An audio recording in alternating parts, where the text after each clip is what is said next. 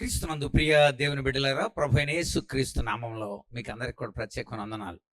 చాలా సంతోషం. చిన్ని నాకు చాలా సంవత్సరాల నుండి తెలుసు. నేను మన స్టీవెన్సన్ అన్నయ్య ఈ నబీపేటకు వచ్చిన అనేకమైన జ్ఞాపకాలు ఉన్నాయి. ఇద్దరం కలిసి దేవుడు మరలా మీతో ఉండడానికి ప్రభు కలగజేసిన ఈ వీలును బట్టి దేవునికి స్తుతులు చెల్లిస్తున్నాను. మార్తమామ గారికి ప్రత్యేకమైన వందనాలని తెలియజేస్తున్నానమ్మా. నేను పాల్సన్న మీకు గుర్తొచ్చి ఉండలేదు. చాలా సంతోషం. మీకు అందరికి కూడా నేను ఎరిగాను. కార్యక్రమాన్ని ఆద్యంతం దేవుని నా మహిమార్థమై జరిగిస్తున్న తన దాసులు డేవిడ్ గారిని బట్టి స్తుతిస్తున్నాను. చిన్ని నన్ను కాల్ చేసిన వెంటనే థ్యాంక్ యూ చిన్ని, ఇలాగే పిలుస్తాం మేము కూడా, ఎందుకంటే అంత స్వతంత్రత చిన్నికి మాకు ఉంది చాలా సంవత్సరాల నుండి. దేవుడు అలాంటి ఉన్నతమైన ఆలోచనలతో నడిపిస్తున్న తీరును బట్టి దేవునికి కృతజ్ఞతాస్తుతులు చెల్లిస్తూ ఉంటాం. మేము ప్రతి సంవత్సరం జరుగుతూ ఉంటుంది. ఒక్కొక్క టైటిల్ మేము చూస్తూ వెళ్తుంటాం. ఈ సంవత్సరం కూడా క్రీస్తు ఉగ్రత దినమందు రక్షణ కోల్పోతున్న క్రైస్తవ నిన్ను రక్షించేది ఎవరు, చాలా అద్భుతమైన టైటిల్. దీనికి మనము జవాబు తెలుసుకున్నాము. నాకు ఇవ్వబడిన సమయాన్ని నేను సద్వినియోగం చేసుకుంటాను.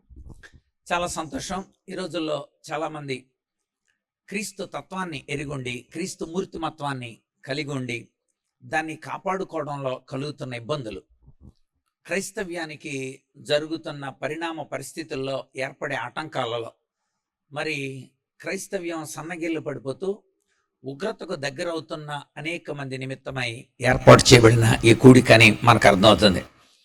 వ్యక్తిలో ఉజ్జీవం కలగాలి. రివైవల్ మూమెంట్ ఎలా వస్తుంది? రివైవల్ అనే ఒక అద్భుతమైన book Charles Finney, Whitefield and John Wesley లాంటి దేవుని బిడ్డలు తమ 19, 20, 21 సంవత్సరాల వయసులో ఒక అద్భుతమైన రివైవల్, ఉజ్జీవ జ్వాలలుగా, రివైవల్ ఫైర్, ఇంగ్లీష్ బుక్, చాలా అద్భుతమైన పుస్తకం, మీరు చదవండి. రివైవల్ ఫైర్, ఉజ్జీవ జ్వాలలుగా వాళ్ళు ఎలా నిలవగలిగారు, ఉజ్జీవం ఎలా కలుగుతుందంటే దానికి ఒకే ఒక formula: revolution, reformation, then revival. Revolution వాక్య ప్రత్యక్షత కావాలి, దెన్ రిఫార్మేషన్ అప్పుడు దిద్దుబాటు కలుగుతుంది, దెన్ రివైవల్ అప్పుడు ఉద్యమం కలుగుతుంది. ఉద్యమం రావాలని కోరుకునే ప్రతి ఒక్కరు కూడా వాక్య ప్రత్యక్షతని వారు ఎరిగి ఉండాలి. వాక్య ప్రత్యక్షత ద్వారా దిద్దుబాటు కలుగుతుంది. దిద్దుబాటు ఉద్యమానికి మూలం అవుతుంది. ఎప్పుడైనా ఎక్కడైనా. ఈ మధ్యనే 4 రోజుల క్రితం లియో పోప్ 14 ఆయన ఒక మంచి స్టేట్మెంట్ ఇచ్చారు. దాని మీద చాలా అద్భుతమైన ప్రశంసలు ప్రపంచమంతా జరిగినాయి. ఆయన ఏమి సెలవిచ్చారంటే, ఇప్పటి వరకు కూడా మన క్యాథలిక్స్ లో మరి అక్కడ ప్రీస్ట్ యొక్క చెవిలో పాపాలు చెప్పుకునే స్థితి ఇక్కడ నుండి వద్దు, డైరెక్ట్ గా దేవునితోనే మీ విషయాలు చెప్పుకోండి అని డిగ్రీ రిలీజ్ చేశాడు. అది చదివిన ప్రపంచ దేశాలన్నీ కూడా, ప్రపంచ దేశాల్లో ఉన్న క్రైస్తవులందరూ కూడా కింద రాశారు ఆ స్టేట్మెంట్ లో, అక్కడ రిఫార్మేషన్ అని రాశారు. అంటే అర్థం ఒక దిద్దుబాటు, ఒక సంస్కరణ జరుగుతుంది. అలాగే మనలో కూడా సంస్కరణ కావాలి. సంస్కరణ ఎక్కడి నుండి వస్తుంది? ప్రమాణం, వాక్య ప్రమాణాన్ని బట్టి సంస్కరణ కలుగుతుంది. సంస్కరణ ఎక్కడైతే జరిగిందో అక్కడ దిద్దుబాటు జరుగుతుంది. చిన్ని తన కుటుంబం ఇక్కడ చేరిన చాలా సహకారంగా ఉన్న దైవజనులందరూ ఉద్దేశం కూడా అదే. సంస్కరణ కావాలి, దిద్దుబాటు కావాలి, అప్పుడు మనం ఉద్యమానికి మూలమవుతుంది. ఒకవేళ అలాంటి పరిస్థితులు ఉంటే మనం రక్షించేది ఎవరు? ఒకసారి ఈ యొక్క దిద్దుబాటు విషయమై ప్రకటన గ్రంథం ఒకసారి మనం చూద్దాం. ప్రకటన గ్రంథం తీయండి.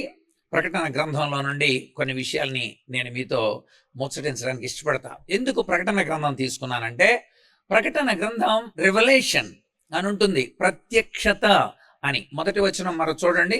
యేసు క్రీస్తు తన దాసులకు కనపరచుటకు దేవుడు ఆయనకు అనుగ్రహించిన ప్రత్యక్షత. ప్రత్యక్షత అనే పదం గ్రీక్ లో అపోకాలప్సిస్ అనుంది.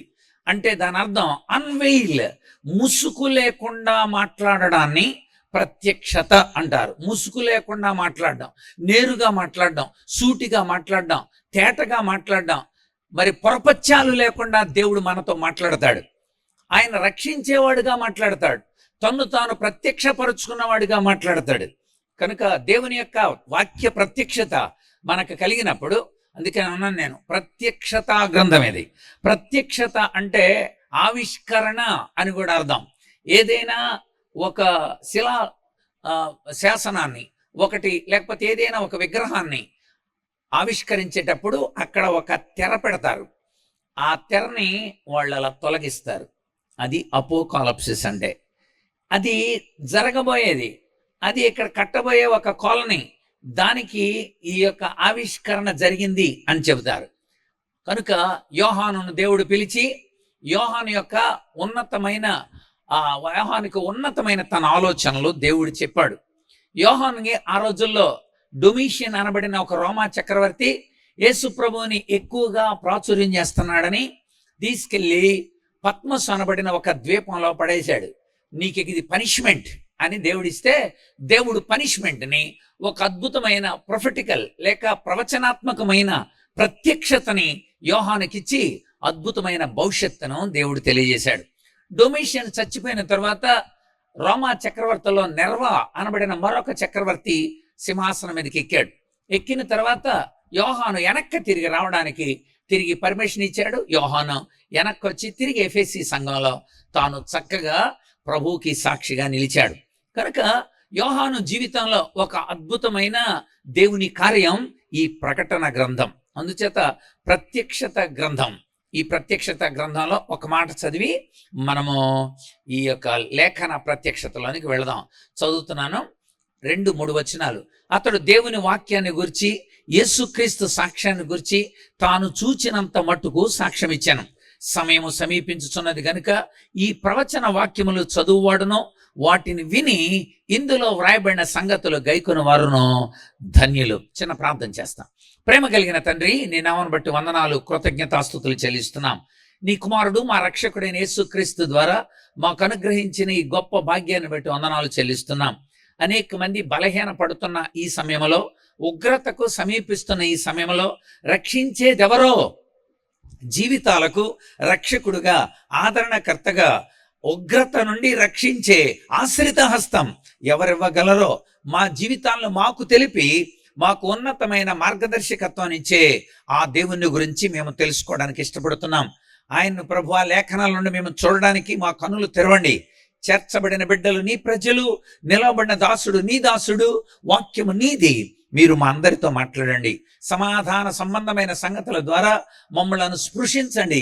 నీ ఆత్మ స్పర్శ మాకు అనుగ్రహించండి. ఏ ఉద్దేశంతో ఏర్పాటు చేశారో ఆ ఉద్దేశాన్ని మీరు నెరవేర్చుకోండి.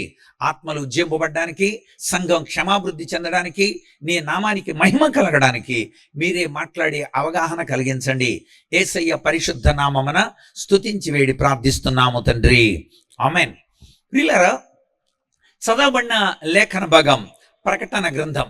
ఈ ప్రకటన గ్రంథం దేవుని యొక్క ఉన్నతమైన ప్రత్యక్షత అని మనం చదివాం. ఆవిష్కరణ, బయలుపరచుట, జరగబోయే సంగతులను దేవుడు తన దాసునికి తెలియజెప్పడం. అందుకోసమే బహిరంగపరచుట, ముసుగులేక ఉండుట, ఆవిష్కరణ, ప్రత్యక్షపరచుట అనే అర్థాలు మనకి ఈ అపోకాలిప్సిస్ అనబడిన గ్రీక్ పదంలో మనకి కనబడతాయి. ఇక్కడ యోహానుతో దేవుడు 3 విషయాలు రాయమన్నాడు. 3 విషయాలు. 19వ వచనం చూడండి. 19వ వచనం, నీవు చూచిన వాటిని రాయి. 2, ఉన్న వాటిని రాయి. 3, వీటి వెంట కలగబోయే వాటిని రాయి అన్నాడు. కనుక మొట్టమొదటి చూచిన వాటిని రాయి. అది మొదటి అధ్యాయం. మొదటి అధ్యాయంలో క్రీస్తు యొక్క దైవత్వాన్ని చూచాడు, ఆయన మూర్తిమత్వాన్ని చూచాడు, ఆయన ఇన్నర్ పర్సనాలిటీ, ఆయన ఇండివిడ్యువాలిటీని చూచాడు. యేసు క్రీస్తు ఎలాంటి దేవుడుగా ఉన్నాడో ఆయన యొక్క దైవత్వపు ఆ స్వరూప దర్శనం అంటారు దాన్ని. మరి దానియేలు రాసిన, మరి యెహెజ్కేలు రాసిన ఆయన స్వరూప దర్శనం అని రాశాడు. యోహాను కూడా ఆయన స్వరూప దర్శనాన్ని రాశాడు. అందుచేత నీవు మొట్టమొదటి అధ్యాయం నువ్వు చూచిన వాటిని రాయి. 2వది అక్కడ ఉన్న వాటిని రాయి అన్నాడు. 2-3 అధ్యాయాలలో 7 సంఘాలు మనకు కనబడతాయి. 7 సంఘాలు. ఆ 7 సంఘాల గురించి రాయి. అక్కడ ఉన్న వాటిని రాయి. ఆ తర్వాత జరగబోయే వాటిని రాయి. 4వ అధ్యాయం నుండి 22వ అధ్యాయం వరకు కూడా జరగబోయే విషయాలు రాయి అని దేవుడు చెప్పాడు. అంటే ప్రకటన గ్రంథం 3 భాగాలుగా ఉంది. మొట్టమొదటి అధ్యాయం చూచినవి, 2-3 అధ్యాయాలు ఉన్నవి, 4 నుండి 22 అధ్యాయాలు వాటి వెంట జరగబోయే విషయాలు. ఈ రాత్రి నేను ఈ మొదటి అధ్యాయంలో ఉన్న యేసుక్రీస్తు యొక్క దైవత్వం ఒకసారి మనం చూసి అక్కడ ఉన్న వాటిలో నుండి ప్రస్తుత కాలానికి సంబంధించిన సంఘాన్ని మనము ధ్యానించవలసిన అవసరం ఉంది. మొట్టమొదటి అధ్యాయంలో అక్కడ యేసుక్రీస్తును చూచాడు. ఆయన్ను చూచినప్పుడు ఆ దీపస్తంభాల మధ్య మనిషి కుమారుని పోలిన ఒకరిని చూచి తిని, ఆయన పాదాల మట్టుకు దిగుచున్న వస్త్రాలు ధరించుకొని రొమ్మునకు బంగారు దట్టి కట్టుకొని ఉన్నాడు. తల వెంట్రుకలు తెల్లని ఉన్నిని పోలినవై హిమమంత ధవళంగా ఉన్నాడు. ఆయన నేత్రాలు అగ్ని జ్వాలలే ఉన్నాయి. ఆయన పాదాలు కొలిమిలో పుటం వేయబడి మెరీచున్న అపరంజిని పోలి ఉన్నాయి. ఆయన కంఠస్వర విస్తార జల ప్రమోహముల ధ్వనివనే ఉంది. ఆయన తన కుడి చేతి 7 నక్షత్రాలు పట్టుకుని ఉన్నాడు. ఆయన నోట నుండి 2 అంచుల వాడి అయిన ఖడ్గం ఒకటి బయలు వెళ్తుంది. ఆయన ఒక మహా తేజస్సుతో ప్రకాశించుచున్న సూర్యుని వలె ఉన్నాడు. అది చూచాడు. అగ్నిని పోలిన నేత్రములు, అపరంజి వంటి పాదములు, అసమానమైన తేజో మహిమ కలిగిన ఓ ప్రభువా, నా స్తుతి నీకేనయా, ఆరాధింతునయా. ఇది మొట్టమొదటి అధ్యాయంలో. ఇక 2-3 అధ్యాయాలలో 7 సంఘాలు మనకి కనబడతా ఉంటాయి. మొదటి రాకడ గురించి 4 సువార్తలు ఎలాగైతే ప్రారంభం అయ్యాయో అదేవిధంగా ప్రకటన గ్రంథం కూడా 2వ రాకడ విషయాన్ని చాలా స్పష్టంగా తెలియచెప్పింది. దీనికి అనుబంధంగా అటు దానియేలు గ్రంథము, యెహెజ్కేలు గ్రంథము, గతంలో ఉన్న అంటే ప్రవక్తల చేత ప్రవచింపబడిన అనేక గ్రంథాలు, ఈ దానియేలు గ్రంథం అలాగే యెహెజ్కేలు గ్రంథాలలో ఉన్న దేవుని యొక్క స్వరూప విశేషాంశాలు మాత్రమే కాక అనేకమైన సూచనలు, అనేకమైన దేవుడు చూపించిన అనేక దర్శనాలు ఈ ప్రకటన గ్రంథానికి చాలా సమరూపంగానో నెరవేర్పుగానో మనకు కనిపిస్తాయి. ఇందులో మనము ప్రధానంగా క్రీస్తు యొక్క దైవత్వాన్నే మనం ప్రధానంగా చూస్తాం.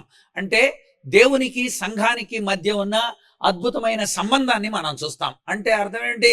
దేవుని యొక్క స్వరక్తంతో సంఘం తయారైంది. సంఘం యేసుక్రీస్తుది. యేసు ప్రభు అన్నాడు మత్తయి సువార్త 16:18 నా సంఘం అన్నాడు. సార్వత్రిక సంఘానికి ఆయన పెట్టిన పేరు నా సంఘం. ఆయన సంఘం, ఆయన సంఘం ఎడల ఆయన ఎలాంటి బాధ్యతలు తీసుకుంటాడు? ఆయన ఈ యొక్క బలహీనపడుతున్న వారిని ఎలా బలపరుస్తాడు? డాక్టర్ దగ్గరికి వెళ్ళినప్పుడు ఒక వ్యక్తి డాక్టర్ దగ్గరికి వెళ్ళాడంటే ఆ డాక్టర్ ఎలాంటి వాడో ముందు చెబుతారు. ఆ తర్వాత మనకి ఏ వ్యాధి ఉందో తర్వాత చెబుతారు. ఆ తర్వాత దానికి ఏ మెడిసిన్ ఇస్తారో ఆ తర్వాత చెప్తారు. సంఘాలకు కూడా దేవుడు అలాగే చెప్పాడు. ఎందుకంటే యేసుక్రీస్తు యొక్క దైవత్వం ఎంత గొప్పదో, ఎలాంటి వాడో మొట్టమొదటి అధ్యాయంలో మాత్రమే కాదు, మొదటి అధ్యాయం 10వ వచనంలో ఆయన మహిమతో ఉన్న క్రీస్తు అని మనం చదువుతాం. అంతేకాదు 4వ అధ్యాయం చూడండి, 4వ అధ్యాయం 2వ వచనంలో ప్రతి చోట ఆత్మవశుడనై ఉండగా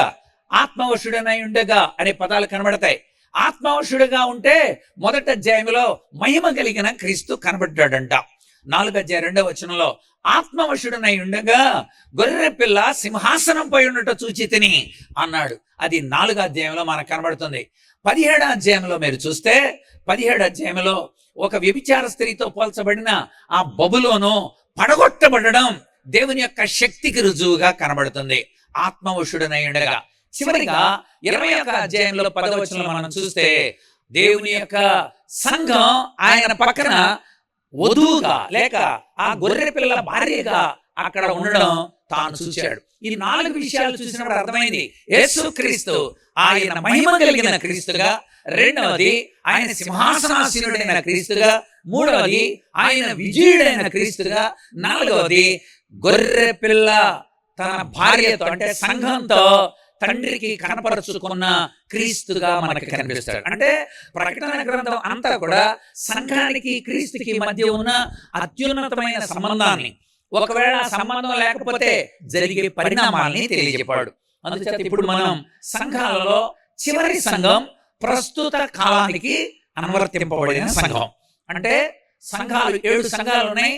7 కాలాలకి సంబంధించి ఉంటుందని నేను మార్టిన్ లూథర్ గారి యొక్క పుస్తకంలో కూడా చదివాను. అంటే ప్రస్తుతం ఉన్న మనం చదువుతున్న ఈ 7 సంఘాలు 7 కాలాలకు సంబంధించిందని. ప్రస్తుత కాలానికి చివరి సంఘం అంటే లవొదికయ సంఘాన్ని ఈ రాత్రి మనము ధ్యానం చేయాలి. లవొదికయ సంఘాన్ని గురించి ఎందుకు ధ్యానం చేయాలనంటే లవొదికయ సంఘం ప్రస్తుతం ఉన్న సంఘాలకు చాలా అనువుగాను అందుబాటులోనూ ఉండడం మనకు కనబడుతుంది. అంటే అర్థం, అక్కడ ఉన్న లక్షణాలు ప్రస్తుత సంఘాలలో మనం చూస్తాం. అందుచేతనే క్షాళన అవసరం, ప్రత్యక్షత అవసరం, దిద్దుబాటు అవసరం, ఉద్యమం రావడానికి కోసం. చదువుదాం మనం 14వ వచనం. లవొదికలో ఉన్న సంఘపు దూతకు ఇలాగు చెప్పుము అని వ్రాయబడింది.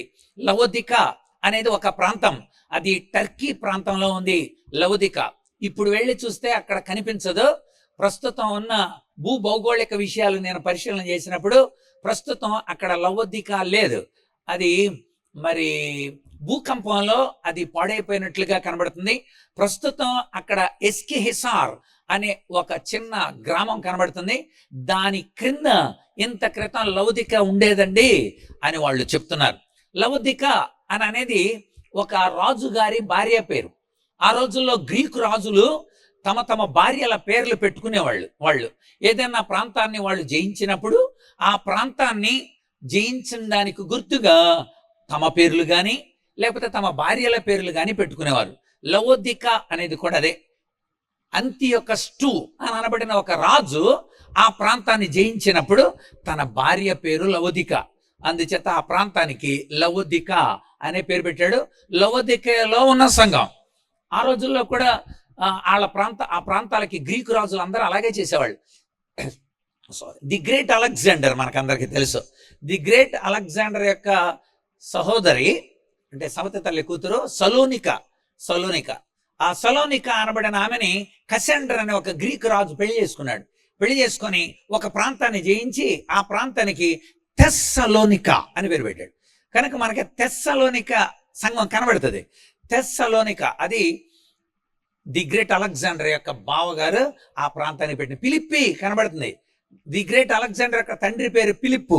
ఆయన ఆ ప్రాంతాన్ని జయించినప్పుడు ఆ ప్రాంతానికి ఫిలిప్పి అనని ఆ ప్రాంతానికి, అంటే ఆ రోజుల్లో రాజులు కానీ తమ యొక్క భార్యల పేర్లని ఆ ప్రాంతానికి పెట్టేవారు.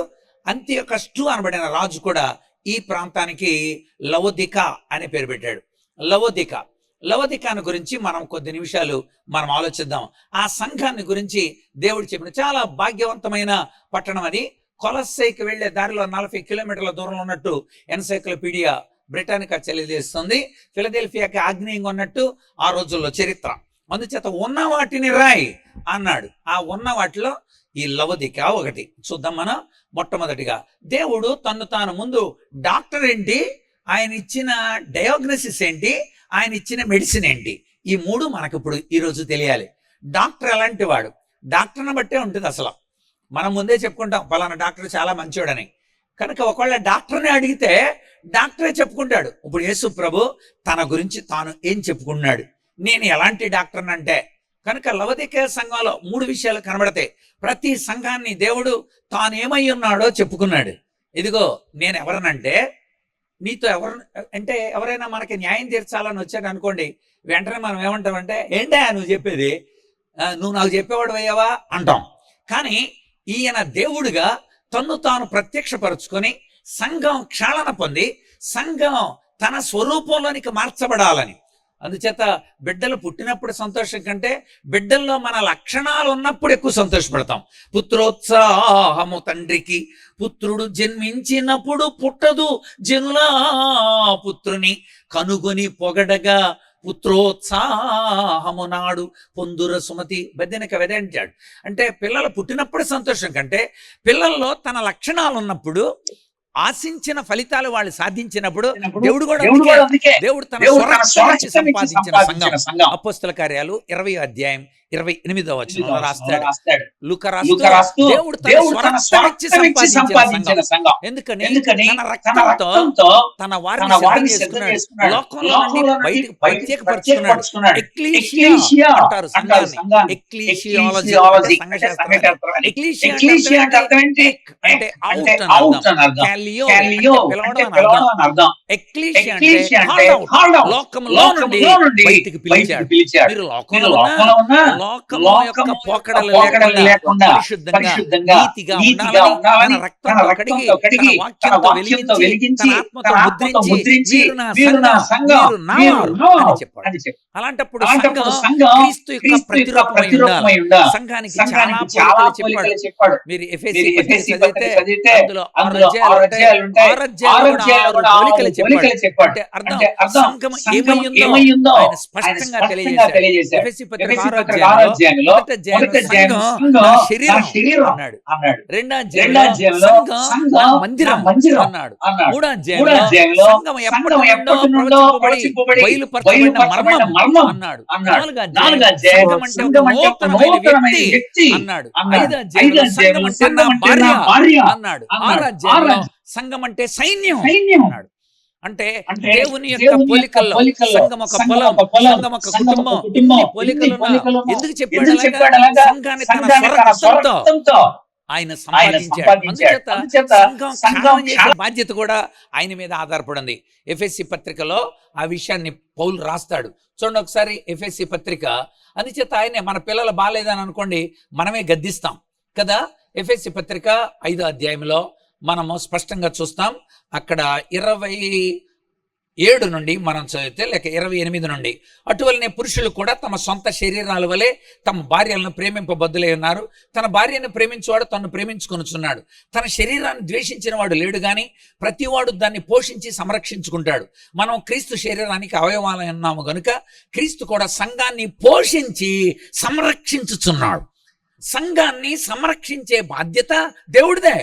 అందుచేత ఆయనే తన సంఘాన్ని ఆయన ఇప్పుడు సంఘంతో దేవుడు మాట్లాడుతున్నాడు. ఏమని మాట్లాడాడో చూద్దాం. అంటే చెప్పాను కదా నేను, ఒక డాక్టర్, డయాగ్నోసిస్, మెడిసిన్, ఈ 3 పదాలు మనకి ఇందులో కనబడతాయి. మొట్టమొదట తాను ఏమై ఉన్నాడో చెప్పుకున్నాడు. తెలిసిందా నీకు నేనెవరినో? క్రీస్తు ఎవరో ఉగ్రత నుండి తప్పించేవాడుగా తాను ఎలా ఉన్నాడో, నాశనానికి వెళ్లకుండా ఎలా బయటకు తీసుకొస్తాడో. మీకున్న స్థితి దేవుని దృష్టికి యుక్తమైంది కాదు. చాలాసార్లు మనం అనుకుంటాం, చాలా విషయాల్లో గర్వంగా చెప్పుకుంటాం, కానీ దేవుని దృష్టిలో అది యుక్తమైంది కాదు. ఆ విషయాలు కూడా చాలా స్పష్టంగా మనం ఇక్కడ చూడబోతున్నాం. అందుచేత డాక్టర్ చెప్తాడు నీకు ఆరోగ్యంగా ఉందని అనుకుంటున్నామని. ఒక సత్యం చెప్పినప్పుడు సత్యాన్ని నమ్మాలి మనం. ఒక సత్యం చెప్తే దాన్ని నమ్మితే మన ప్రవర్తనలో మార్పు వస్తుంది. సహజంగా మనం ఏదైనా డాక్టర్ దగ్గరికి వెళ్ళామనుకోండి, డాక్టర్ గారు ఒక ఆయన్ని టెస్ట్ చేశాడు. టెస్ట్ చేసిన తర్వాత చెప్పాడు, ఏంటండి మీరేదో 4 రాళ్ళు వెనకేసుకోమంటే కిడ్నీలు వేసుకున్నారు రాళ్ళు, అందుచేత మీరు ఇక్కడ నుండి మరి ములక్కాళ్ళు తినకూడదు, టమాటాలు తినకూడదు అని డాక్టర్ చెప్పాడు. ఇక తింటారా? తినరు. షుగర్ వచ్చిందని డాక్టర్ చెప్పాడు. అరటికాయలు ఎరగబడి తింటారా? తినరు. ఎందుకని? ఒక సత్యం తెలిసిన తర్వాత ప్రవర్తనలో మార్పు వస్తుంది. సత్యమే అయితే ఖచ్చితంగా ఆ చెప్పేవాడు సత్యవంతుడై ఉంటే, నిజమైన డాక్టర్ని మీరు నమ్మితే ఖచ్చితంగా మీ ప్రవర్తనలో మార్పు వస్తుంది. అందుకని సంఘానికి సత్యం చెప్పడానికి వచ్చాడు ఆయన, సత్య స్వరూపిగా. ఇప్పుడు చూద్దాం మనం ఏమని తన్ను తాను పరిచయం చేసుకుంటున్నాడు. నెంబర్ 1, మొట్టమొదటిది ఆమెన్ అనువాడు. నేను ఆమెన్ అనువాడు. ఆమెన్ అనంటే సత్యమని, నిజమని, స్థిరమని, అట్లగునుగాక అనని. నేను ఎవరిని అనుకుంటున్నావు? ఆమెన్ అనువాడను. ఏ విషయాలు ఆమెన్ అంటాడు? చాలా మంది కూడా ఆయన ఆమెన్ అంటాడండి. మనం ఎలా చేసినా కూడా సంగమా ఇలాంటి విషయాలే మనం చాలా జాగ్రత్తగా తెలుసుకోవాల్సిన అవసరం ఉంది. నేను ఏ పని చేసినా ఆయన అంటాడు అనేది చాలా తప్పు. హెబ్రీ పత్రిక 13వ అధ్యాయం 20వ వచనం ఒకసారి చదవాలి. హెబ్రీ పత్రిక 13:20 గొర్రెల గొప్ప కాపరి అని యేసును మన ప్రభువును తన నిత్యమైన నిబంధన సంబంధమగు రక్తమును బట్టి మృతుల్లో నుండి లేపిన సమాధానకర్తయగు దేవుడు యేసుక్రీస్తు ద్వారా తన దృష్టికి అనుకూలమైన దానిని మనలో జరిగించుచు ప్రతి మంచి విషయంలో తన చిత్త ప్రకారం చేటుకు మనలను సిద్ధపరచునుగాక. ప్రతి మంచి విషయంలోనే ఆమెన్ అంటాడు. కనుక నాయన నేను మందు తాగుతున్నాను కనుక ఈ మందు నాకే హాని చేయకుండా చక్కగా చేయనైనా, అందుచేత నేను అనని మందు తాగేవాడు ప్రార్థన చేసుకుంటాడా అంటే అది మంచిది కాదు. దేవుడు ఆమె నాన్నాడు. ఇది మనం తెలుసుకోవాలి. మంచి విషయాలలో మాత్రమే దేవుడు ఆమెన్ అంటాడు. ఇది మనం తెలుసుకోవాల్సిన సత్యం. అందుచేత దేవుని చిత్తంలో ఉండే మొట్టమొదటిది కూడా అదే. రోమాపత్రిక 12:2 ఉత్తమమును అనుకూలమును సంపూర్ణమై ఉన్న దేవుని చిత్తం ఏదో పరీక్షించి తెలుసుకున్నట్లు అంటాడు. ఉత్తమము అంటే మంచిది, ఇట్స్ గుడ్. ఏదైతే మంచిదే ఉంటుందో అది దేవునికి ఇష్టమైంది. ఇప్పుడు అదే అంటున్నాడు, నేను ఆమెను అనువాడను. ఏ విషయాలలో? ప్రతి మంచి విషయంలో నేను ఆమెన్ అంటాను. సంఘం మంచి కార్యాలు చేయాలి, దేవుని కోసం మంచిగా మనం బ్రతకాలని దేవుడు కోరుకుంటాడు. కొరింథీయులకు రాస్తూ 2వ పత్రికలో తను ఆ విషయాన్ని చాలా స్పష్టంగా చెప్పాడు. 1వ అధ్యాయం 20వ వచనం, దేవుని వాగ్దానాలు ఎన్ని ఉన్నప్పటికీ కూడా అన్నీ కూడా క్రీస్తునందు అవునన్నట్టుగానే ఉన్నవి. అక్కడ అంకేసి ఆమెన్ లా ఉన్నాయంట. అంటే అర్థం, నేను నీకు ప్రామిస్ చేశాను కదా, ఆ ప్రామిస్ని ఆమెన్ అంటున్నాను నేను. అంటే అర్థం, దేవుడు వాగ్దానం చేస్తే సంఘానికి అది నెరవేరుతుంది. దేవుడు సంఘానికి కనుక ఒకవేళ ప్రామిస్ చేస్తే ఖచ్చితంగా నేను నిన్ను బలపరుస్తా అన్నాడు పౌల్ని. ఆమెన్, ఎస్, అది అట్లగునంతే. దేవుడు తన సంఘం ఎడల ఎలాంటి వాగ్దానాలు చేశాడో తనకు వారసులైన వారికి దాన్ని కనపరుస్తాడు అని రాశాడు. అంటే ఎవరైతే తన బిడ్డలు అవుతారో వాళ్ళు ఎలా నెరవేరుస్తాడు. మీరు మీ పిల్లలకు చెబుతారు, రేయ్ నువ్వు 10th క్లాస్ హైయెస్ట్ మార్కులతో వస్తే నేను నీకు బట్టలు కొంటా, లేకపోతే నీకు ఇది వాచ్ కొంటా అని అంటాం. That is promise. అయిన వెంటనే వాళ్ళు అడగకుండానే మనమే చేసేస్తాం. ఎందుకని, నేను ప్రామిస్ చేశాను రా అని. ఒక సామాన్యమైన మనమే ఆమెన్ అంటున్నప్పుడు పరలోకపు దేవుడు తన సంఘం కోసం, తన శరీరం కోసం, తన బిడ్డల కోసం, తన భక్తుల కోసం ఆయన ఎందుకు ఇవ్వడు అంటాడు రోమపత్రిక 8వ అధ్యాయంలో. ఎందుకు అనుగ్రహించడు? ఖచ్చితంగా ఇస్తాడు ఆయన. ఆయన ఆమెన్ అనువాడు. ఎస్, యెషయా గ్రంథం 65వ అధ్యాయం 16వ వచనంలో రాస్తూ ప్రవక్త కూడా ఇలాగన్నాడు, ఆయన ప్రమాణం చేసి వెనక్కి తీసుకోడు, ఆయన ప్రమాణం చేసి దాన్ని నెరవేర్చేవాడు. అందుకని దేశంలో ఎవడైనా ఒకవేళ ఆశీర్వాదం కావాలని కోరుకుంటే అట్టివాడు నమ్మదగిన దేవుడు తన్ను ఆశీర్వదించాలని కోరుకోవాలి. అక్కడ రాస్తాడు 65:16లో. అంటే ఎవడైనా నాకు ఆశీర్వాదం కావాలి, నాకు దీవెన కావాలని అంటే నమ్మదగిన దేవుడి దగ్గరికి వెళ్ళండి. అప్పుడు ఆయన ఏం చేస్తాడు? నమ్మదగిన దేవుడు ఆశీర్వాదం ఇస్తాడు. నువ్వు నమ్మావనుకో ఆమెన్, నీ జీవితంలో ఖచ్చితంగా జరుగుతుంది. నిజమే, ఆయన వాగ్దానం చేసి నెరవేర్చే దేవుడు. వాగ్దానం చేసిన వాడు మాట తప్పడు అని అబ్రహాము నమ్మాడు. అందుకనే అబ్రహాము 100వ సంవత్సరం కూడా బిడ్డలు పొందాడు. ఎందుకని? దేవుడు ఆమెన్ అనువాడు అని అబ్రహాము నమ్మాడు. అబ్రహాము 75లో ప్రామిస్ చేయబడింది, కానీ అబ్రహాము నమ్మి అలా ఉండిపోయాడు అంతే. అబ్రహాము కొనసాగుతున్నాడు. 80, 90, 95, 100 చేసిన అబ్రహాముకి 24 సంవత్సరాలైంది ప్రామిస్ చేసి. అయితే అబ్రహాము నమ్మాడు. మామూలుగా నమ్మడం కాదు. మీరు రోమాపత్రిక 4వ అధ్యాయం 19వ వచనం నుండి చూడాలి. రోమాపత్రిక 4:19, అతడు విశ్వాసమందు బలహీనుడు కనుక రమారని 100 ఏళ్ల వయసు కలిగిన వాడేంటి, అప్పటికి తన శరీరం మృతుతుల్యమైనట్టును శారా గర్భము కూడా మృతుతుల్యమైనట్టును ఆలోచించనే గాని అవిశ్వాసం వలన దేవుని వాగ్దానాన్ని గురించి సందేహపడక దేవుని మహిమపరచి వాగ్దానం చేసిన వాడు నెరవేర్చుటకు సమర్థుడని రూఢిగా విశ్వసించి విశ్వాసం వలన బలము పొందాను. అద్భుతమైన మాట. వాగ్దానం చేసిన వాడు నెరవేర్చడానికి సమర్థుడు. ఆమెన్ అనువాడిని నేను. అర్థమైందా? ఇది సంఘానికి చెప్పేది. లవోదికీయ సంఘమా, నేను ఎవరు అనుకున్నావు? మంచి విషయాల్లో ఆమెన్ అంట, ప్రామిస్ చేస్తే దాన్ని నెరవేరుస్తా, మాట తప్పనవాడిని, పలికి బొంకరవాడిని. అర్థమైందా? ఆమెన్ అనువాడు. 1వ అధ్యాయం 6వ వచనంలో, ప్రకటన గ్రంథం 1:6లో, మనలను ప్రేమించు తన రక్తం వలన మన పాపం నుండి మనల్ని విడిపించిన వానికి మహిమ ప్రభావము యుగ యుగములు కలుగును గాక ఆమెన్ అని స్టార్ట్ చేశాడు. అంటే అర్థం, యుగ యుగాలు నేను చేసే కార్యాలను బట్టి మహిమ కలుగుతుంది నాకు అన్నాడు. అంటే అర్థం, సంఘం ఎడల దేవుడు చేసే కార్యాలను బట్టి దేవుడికి మహిమ కలుగుతుందంట. అలాంటి గొప్ప కార్యాలు చేసేవాడు ఈ రోజు మనతో కూడా మాట్లాడుతున్నాడు. కనుక దేవుడు ఆ రోజు లవోదికీయ సంఘమే కాదు, ప్రస్తుత సంఘ పరిణామాలను పోలి ఉన్న లవోదికీయ సంఘాలు మనమే. మనతో కూడా దేవుడు చెప్తున్నాడు, నేను ఆమెన్ అనేవాడు. రెండవది, నమ్మకమైన సత్య సాక్షి అన్నాడు. నేను ఎవరు అనుకున్నావు? నమ్మకమైన సత్య సాక్షిని. ఈ లోకానికి యేసు ప్రభు ఎందుకు వచ్చాడు తెలుసా? సత్యం చెప్పడానికి వచ్చాడు. యేసు ప్రభు ఒక రోజున గవర్నర్ దగ్గర నిలబడాల్సి వచ్చింది. గవర్నర్, రోమా సామ్రాజ్యంలో 5వ గవర్నర్, ఆయన పేరు పిలాతు. పస్కా ఇంకా కొద్ది రోజుల్లో ఉంది, ఒక నెల రోజుల్లో ఉంది పస్కా.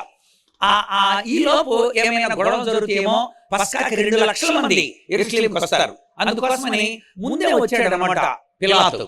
ముందే వచ్చాడు. ఎక్కడ చూసినా కూడా అంత గందరగోళం. ఎవరో యేసు అంట, యేసు క్రీస్తు అనే పేరుతో యేసు అనే ఒక ఆయన ఉన్నాడట, ఆయన గురించి పిలిచాడు. వీళ్ళు తీసుకొచ్చారు. ఇప్పుడు పిలాతు యేసు క్రీస్తుని ఇంటర్రోగేట్ చేస్తున్నాడు, అడుగుతున్నాడు అనమాట, నువ్వు రాజువా అని అడిగాడు. వెంటనే యేసు ప్రభు అన్నాడు, ఎస్ నేను రాజునే, కానీ నీ రాజ్యం వేరు నా రాజ్యం వేరు అన్నాడు. మరి ఎందుకు వచ్చావు నువ్వు అడిగాడు పిలాతు. అప్పుడు యేసు ప్రభు చెప్పాడు, సత్యమును గురించి సాక్ష్యం ఇవ్వడానికి కోసం నేను వచ్చా, అందు నిమిత్తమే నేను పుట్టా.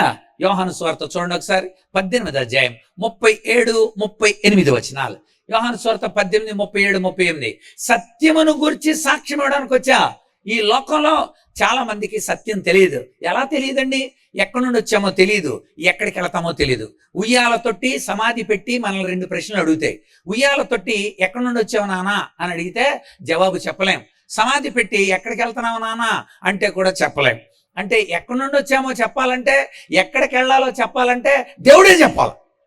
ఎందుకని? ఆది అంతం ఆయనే, అల్ఫా ఒమేగా ఆయనే, భూత వర్తమాన భవిష్యత్ కాలాలు తెలిసినాడు ఆయనే, సత్యం ఆయనే చెప్పాలా, సత్యం ఆయనే చెప్పాలా. అందుకని యేసు ప్రభు చెప్పాడు, నేనే సత్యం అన్నాడు. యోహాను సువార్త 14వ అధ్యాయం 6వ వచనంలో నేనే సత్యం అన్నాడు. ఆయన వాక్యమే సత్యం అని రాసింది. యోహాను సువార్త 17వ అధ్యాయం 17వ వచనం, ఆయన వాక్యే సత్యం, ఆయనే సత్యం, ఆయన వాక్యే సత్యం, ఆయన ఆత్మ కూడా సత్యమే. సత్య స్వరూపియగు ఆత్మ వచ్చినప్పుడు అని మాట్లాడతాడు యోహాను సువార్త 16వ అధ్యాయం 13వ వచనంలో. అందుచేత ఆయన సత్యం, ఆయన వాక్కు సత్యం, ఆయన ఆత్మ సత్యం. అలాంటి సత్య స్వరూపి అయిన వాడు నీతో మాట్లాడుతున్నాడు. నేను పలికేది సత్యం రా. సరే, యేసు ప్రభు అలా చెప్పుకున్నాడండి. ఆ రోజుల్లో జనాలకి తెలిసిందా ఈయన చెప్పేది సత్యమని? బెస్ట్ ఎగ్జాంపుల్ చెప్పాలి మీకు. ఆ రోజుల్లో పరిచయులని రబ్బీలుగా బోధకులుగా ఉన్నారు చాలా మంది. వాళ్ళంతా కూడా శాస్త్రాలు బాగా చదివిన వాళ్ళు. వాళ్ళంతా ఒకరోజు యేసు ప్రభు దగ్గరకు వచ్చారు. ఎప్పుడు తప్పులు పట్టుకుందామా అని చూసే రకం అనమాట వాళ్ళు. యేసు ప్రభు చుట్టూరు జోరీగల్లాగా తిరిగేవాళ్ళు ఆ రోజుల్లో. అలాంటిది ఒకరోజు యేసు ప్రభుతో ఇలాగన్నారు. ఏమన్నారో తెలుసా? చదవండి, మత్తయి సువార్త 22వ అధ్యాయం 16వ వచనం. మత్తయి సువార్త 22:16. బోధకుడా, నీవు సత్యవంతుడవయ్యుండి దేవుని మార్గాన్ని సత్యముగా బోధించుచున్నావనియు, ఎవరిని లక్ష్య పెట్టవనియు, మొహమాటం కూడా లేనివాడవనియు మేము ఎరుగుదుము. ఆహా, ఎంత చక్కగా చెప్పారు.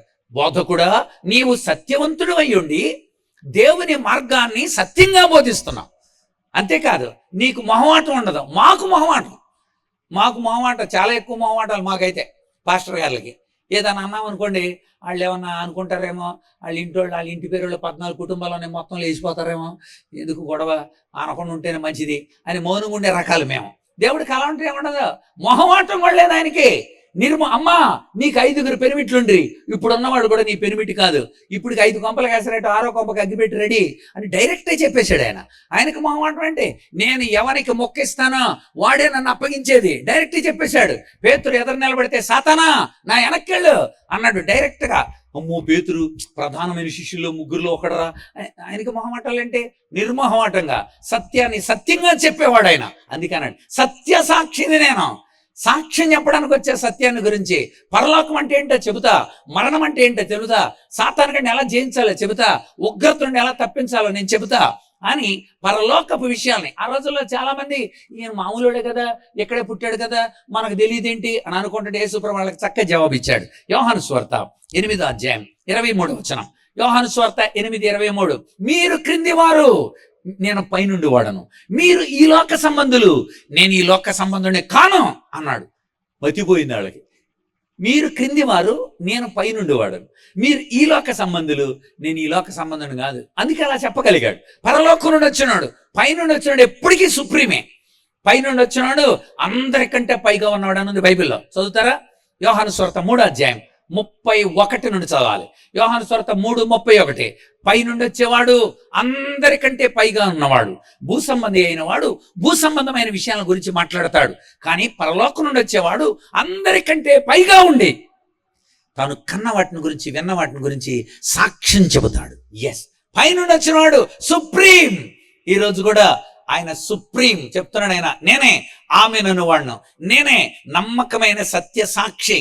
ఎస్, నమ్మకమైన సత్య సాక్షి కనుక నేనే తన్ను తాను.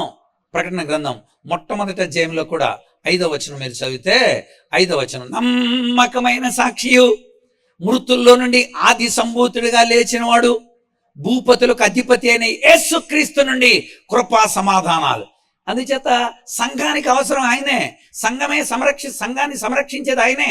సంఘం లోటుపోట్లు తీద్దేది ఆయనే. సంఘానికి ఆయనే సంరక్షకుడుగా ఉన్నాడు, శిరస్సుగా ఉన్నాడు, అధిపతిగా ఉన్నాడు, భర్తగా ఉన్నాడు, యజమానిగా ఉన్నాడు. కనుక సంఘం యొక్క లోటుపోట్లని సరిదిద్దగలిగినాడు ఆయనే. ఆమెన్ అనువాడు నీతో మాట్లాడుతున్నాడు. రెండో, సత్యసాక్షి మీతో మాట్లాడుతున్నాడు. మూడవది, దేవుని సృష్టికి ఆది అయి ఉన్నవాడు నీతో మాట్లాడుతున్నాడు. మామూలు మాట్లాడట్లా. నీతో మాట్లాడేవాడు ఎవరు అనుకున్నారు? ఆది అంతము, అల్ఫా ఒమేగా. అంటే అర్థం ఏంటి? A to Z అని అర్థం ఇంగ్లీష్లో. మన తెలుగులో చెప్పుకోవాలంటే ఆ నుండి బండిరా దాకా నేనే రా అని అర్థం. అంటే అర్థం ఏంటి? మీ నాన్న కా దగ్గర పుట్టాడు, నువ్వు గా దగ్గర పుట్టావు, నీ కొడుకే చా దగ్గర పుట్టాడు, నేను బండిరా దాకా ఉంటా అంటే అర్థం. కొన్ని లక్షల తరాలు గడిచినా నిరంతరం ఉంటా నేను. యాద్ అని ఉంటుంది హెబ్రీ భాషలో. యాద్ అంటే అర్థం never changing one, ever lasting one. చావు లేనివాడు, నిత్యము నిలిచేవాడు. యెషయా గ్రంథం 57:15 నిత్యుడు అని ఉంటుంది అక్కడ. మహాగణుడును, మహోన్నతుడును, పరిశుద్ధుడును, నిత్య నివాసి అయిన వాడు ఎలాగూ సెలవిస్తున్నాడు. నిత్యము నివసిస్తాడు. ఇక్కడ కూడా రాశాడు కదా, ప్రకటన గ్రంథం 1వ అధ్యాయం 8వ వచనం, భూత వర్తమాన భవిష్యత్ కాలాల్లో ఉండువాడనా నేనే. యేసుక్రీస్తు చెబుతున్నాడు, నేనే. ఎవరన్నా మాట్లాడుతున్నాను అనుకున్నా? ఈ సృష్టికి ఆది అయిన వాడు, ప్రోటోటోకోస్ అని ఉంటుంది మూల భాషలో. ఆది సంభూతుడు. చదువుతాం అన్నమాట. కొలస్సీలకు రాసిన పత్రిక 1వ అధ్యాయం 15వ వచనం. ఈయన అంటే యేసుక్రీస్తు అదృశ్య దేవుని స్వరూపి అయి, the icon of invisible God. దేవుణ్ణి మనం చూడలేం కనుక దేవుని కనిపించని దేవుని యొక్క కనిపించే స్వరూపం అని రాశాడు. కనిపించని దేవుని యొక్క కనిపించే స్వరూపం, అది అక్కడ దాని అర్థం. అదృశ్య దేవుని యొక్క స్వరూపి అయి సర్వ సృష్టికి ఆది సంభూతుడు. అక్కడ ఉంది ప్రోటోటోకోస్ అని అర్థం. ఆది సంభూతుడు అంటే ఆదికే మూలమై ఉన్నవాడు. అదే గొప్పదాన్ని అనుకున్నావు, దానికంటే మూలమై ఉన్నవాడు. అంటే అనాది, బెర్షిత్, నిత్యత్వం అని అర్థం. నిత్యత్వం నుండి నిత్యత్వం దాకా ఉండేవాడు. మధ్యలో ఈ సూర్యచంద్రులు వచ్చి కాలాలు ఇవన్నీ వచ్చినాయి, కానీ కాలము లేని నిత్యత్వం నుండి కాలము లేని నిత్యత్వం వరకు ఉండేవాడు దేవుడు. నేనే తన్ను తాను ప్రత్యక్షపరచుకుంటున్న దేవుడు. ఇంకా ఏమన్నాడు అక్కడ? ఈ సృష్టికి సంబంధించిన అన్ని విషయాలు అక్కడ రాశాడు. చూడండి, అక్కడ ఆ కొలస్సీ పత్రికలో అక్కడే మనం చూస్తాం.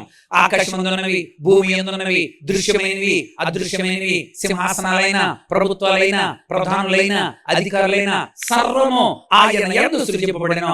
సర్వము ఆయన ద్వారా, ఆయనను బట్టి సృజింపబడెను. అన్నిటికంటే ముందున్నవాడు, సమస్తమునకు ఆధారభూతుడు, నేను మాట్లాడుతున్నా అన్నాడు. కనుక తానేమైనప్పుడు మనకు అర్థమైంది, మనల్ని బాగు చేయాలంటే అంత పవర్ఫుల్. మనం కూడా షుగర్కి ఎక్కడికి వెళ్తున్నామా, మంచి డాక్టర్ అండి, యుఎస్ఏ రీసెర్చ్ అయినా, యుఎస్ఏ రీసెర్చ్ అలా చెప్పి ఎక్కడికో మనం తీసుకుని వెళ్తాం. అంటే ఆయనను బట్టి మనం అక్కడికి వెళ్తాం. ఈరోజు దేవుడే తనను తాను ప్రత్యక్షపరచుకున్నాడు. ఆయన చెప్పకపోతే మనకు ఎలా తెలుస్తుందండి? గురుని శిక్ష లేక గురుతెట్లు కలుగునో, అజునికైన వాని అబ్బకైనా తాళపు చెవి లేక తలపెట్టులుడునో, విశ్వదాభిరామ వినుర వేమ. వేమ తన పద్యరత్నాకరణలో గురు పద్ధతి, మోహ పద్ధతి, పాప పద్ధతి, మూర్ఖ పద్ధతి, దైవ పద్ధతి, చాలా పద్ధతులు రాశాడు. గురు పద్ధతిలో రాస్తూ ఇలా అన్నాడు, అరే గురువు అనబడిన వాడు మనకి చెప్పకుండా ఎలా తెలుస్తుందిరా? అజునికైనా వాని అబ్బకైనా, చాలా కఠినమైన పదం వాడాడు. తాళపు చెవి లేక తొలిపెట్టులుడునో. అరే తాళం తీసేవాడు చెప్పేవాడు కావాలి కదరా మనకి. తాళం తీసి ఇది రబ్బాయి పరలోకం అంటే ఇది అని పరలోకం వచ్చేవాడు చెప్పాలా? ఈ భూలోకం వాడు చెప్తే ఎలా అర్థం అవుతుంది మనకి? ఇప్పుడు అమెరికా ఎలా ఉంటుందని నా ఇంటి పక్క కూడా చెబుతున్నాడు నాకు. ఊరికా నీకు అమెరికా ఎలా తెలుసా? పుస్తకంలో ఉందరా, పుస్తకంలో నేను కూడా చదువుతాను రా. అమెరికా వెళ్ళొచ్చినోడు చెప్పాలా, లేకపోతే అమెరికాలో ఉండొచ్చినోడు చెప్పాలా? ఎస్, పరలోకంలో నుండి తానేమై ఉన్నాడో చెప్పాడు, మిమ్మల్ని ఎక్కడ తీసుకెళ్తానో చెప్పాడు, ఎలా పరలోక రాజ్యం చేరతామో చెప్పాడు. అందుచేత ఆయన నమ్మాల్సి ఉంది. ఎందుకు ఆయన నమ్మాలి? నేను సృష్టికి ఆది అయి ఉన్నవాడను. ఆది యందు వాక్యముండెను, వాక్యము దేవుని యొద్దుండెను, వాక్యము దేవుడై ఉండెను. ఆయన శరీరధారి అయి ఈ లోకానికి మనకి చెప్పడానికి కోసం శరీరంతో వచ్చాడు. ఎందుకని? మనం శరీరంతో ఉన్నాం కనుక మనము ఒకవేళ దేవుడే కనుక ఆదివారమే వచ్చి నబీపేట భక్తులరా బాగున్నారా అని చెప్పేసి వెళ్ళిపోతున్నాడు అనుకోండి, మీరు 3-4 రోజులు చూస్తారు, చూసి 3-4 వారాలు చూసి, అయ్యా నువ్వు వచ్చేసి భక్తులారని చెప్పేసి వెళ్ళిపోతున్నావు, మా బాధలు నీకేం తెలుసాయా, ఎన్ని రకాలైన బాధలు అనుకుంటున్నాను, పొద్దున్నే పరగడుపున మాత్ర వేసుకుంటున్నాం, టిఫిన్ అయ్యాక మాత్ర వేసుకుంటున్నాం, 3 గంటల మాత్ర, రాత్రి నిద్రపోయే ముందు మాత్రలతో యాత్ర జరుగుతూ ఉంది. ఈ జీవితం అంతా తినకపోతే నీరసం, తింటేనే ఆయాసం, కనుక అరగటానికి ఒక మాత్ర, ఇవన్నీ రకరకాల బాధలనైనా మరి 3 నెలలకు ఒకసారి అన్న డాక్టర్ దగ్గరికి వెళ్తున్నాం నాయన, ఇన్ని రకాల అని అంటాం కదా, అని అనమా? ఖచ్చితంగా అంటాం. అందుకనే దేవుడు మనలాంటి శరీరంతో వచ్చాడు ఆయన. ఎందుకంటే నాకు నీ బాధలన్నీ తెలుసురా బాయ్. హెబ్రీ పత్రిక 5:7 హెబ్రీ పత్రిక 5:7 ఆయన శరీరధారిగా ఉన్న దినములలో మహారోదనముతోనూ కన్నీళ్లతోనూ తను మరణము నుండి రక్షింపగలిగిన వానికి ప్రార్థనలు యాచనలు సమర్పించి భయభక్తులు కలిగి ఉన్నందున ఆయన అంగీకరింపబడ్డాడు. ఉట్టినే ఆయన దేవుడు అలా, ఆయన మానవాళికి తగిన మౌలికమైన సాంఘిక శారీరక కుటుంబ అన్ని విలువలు ఇచ్చాడు. ఆయన తనలో చూశాడు, నాలో తప్పుందని మీరు ఎవడైనా స్థాపించగలడా అని సవాల్ ఇసిరితే ఇప్పటి వరకు జవాబు లేదు. ఇప్పటి వరకు వాళ్ళు తప్పుడు పని చేశారు, వీళ్ళు తప్పుడు పని చేశారు అని బైబిల్లో విషయాలు మాట్లాడుతున్నారు, కానీ యేసు ప్రభు గురించి ఎవడో చెప్పలేడు. ఎందుకు చెప్పలేడంటే ఆయన పరిశుద్ధుడు, నిత్య నివాసి. ఆయన పరిశుద్ధుడు. హెబ్రీ 7:26 పరిశుద్ధుడు, పవిత్రుడు, నిర్దోషి, నిష్కల్మషుడు, పాపులలో చేరక ప్రత్యేకంగా ఉన్నవాడు, ఆకాశ మండలము కంటే మిక్కిలి హెచ్చైన వాడు, ఇట్టి ప్రధాన యాజకుడు, మనకు సరిపోయినాడు. Very good. సరిపోయినాడు మాట్లాడుతున్నాడు. సరిపోయిన డాక్టర్ మీకు మందిస్తున్నాడు. Very good, right. డాక్టర్ గారి గురించి తెలిసిపోయింది మీకు. ఇప్పుడు డయాగ్నోసిస్ అంటే ఏంటి? వ్యాధి నిర్ధారణ. లవదికీయ సంఘంతో మాట్లాడుతున్నాడు, అంటే మనతోనే. ఎందుకంటే ఆ రోజు అంటే ఒక్కొక్క కాలానికి ఒక్కొక్క సంఘాన్ని పోల్చారు. ప్రస్తుత కాలానికి లవదికీయ సంఘం, ఇది చివరి కాలం. కాదు నిద్రపోవు కాలము, కాదు స్వస్థత తిరనాళ్ల కాలము, పరుగు పందెము ఇది యుద్ధ రంగము, యేసుక్రీస్తు రాకడకై చూచు కాలము. నీ కళ్ళు తెరిచి చూడు, నీ కళ్ళు విప్పి చూడు, కోతకాలమో ఇది కృపాకాలమో, అంత్యకాలమో ఇది ఆపత్కాలమో, జనము మీది జనము దాడి చేయు కాలము, దుష్టవార్త వినుచు గుండె పగులు కాలమో. నిజమే, మన భాషలో పోయే కాలం, మన ఇళ్ళకు పోయే కాలం కాదు. పోయే కాలం అంటే అర్థమై ఉంటుంది. అందుచేత ఖచ్చితంగా డయాగ్నోసిస్ అవసరం. కుదరదు, దేవుడు ఖచ్చితంగా డయాగ్నోసిస్ చేస్తాడంతే. చాలా మంది డయాగ్నోసిస్కి రారు. యోహాను సువార్త 3:19 డాక్టర్ గారి దగ్గర తీసుకెళ్తానండి, మీరు కొంచెం కాఫ్ ఎక్కువగా ఉందంటే నేను రాను అంటుంటారు. ఎందుకో తెలుసా? డాక్టర్ గారి దగ్గరికి వెళ్తే ఇంకో 4 బయటపడతాయి. ఆ 4 మనోడికే తెలుసు.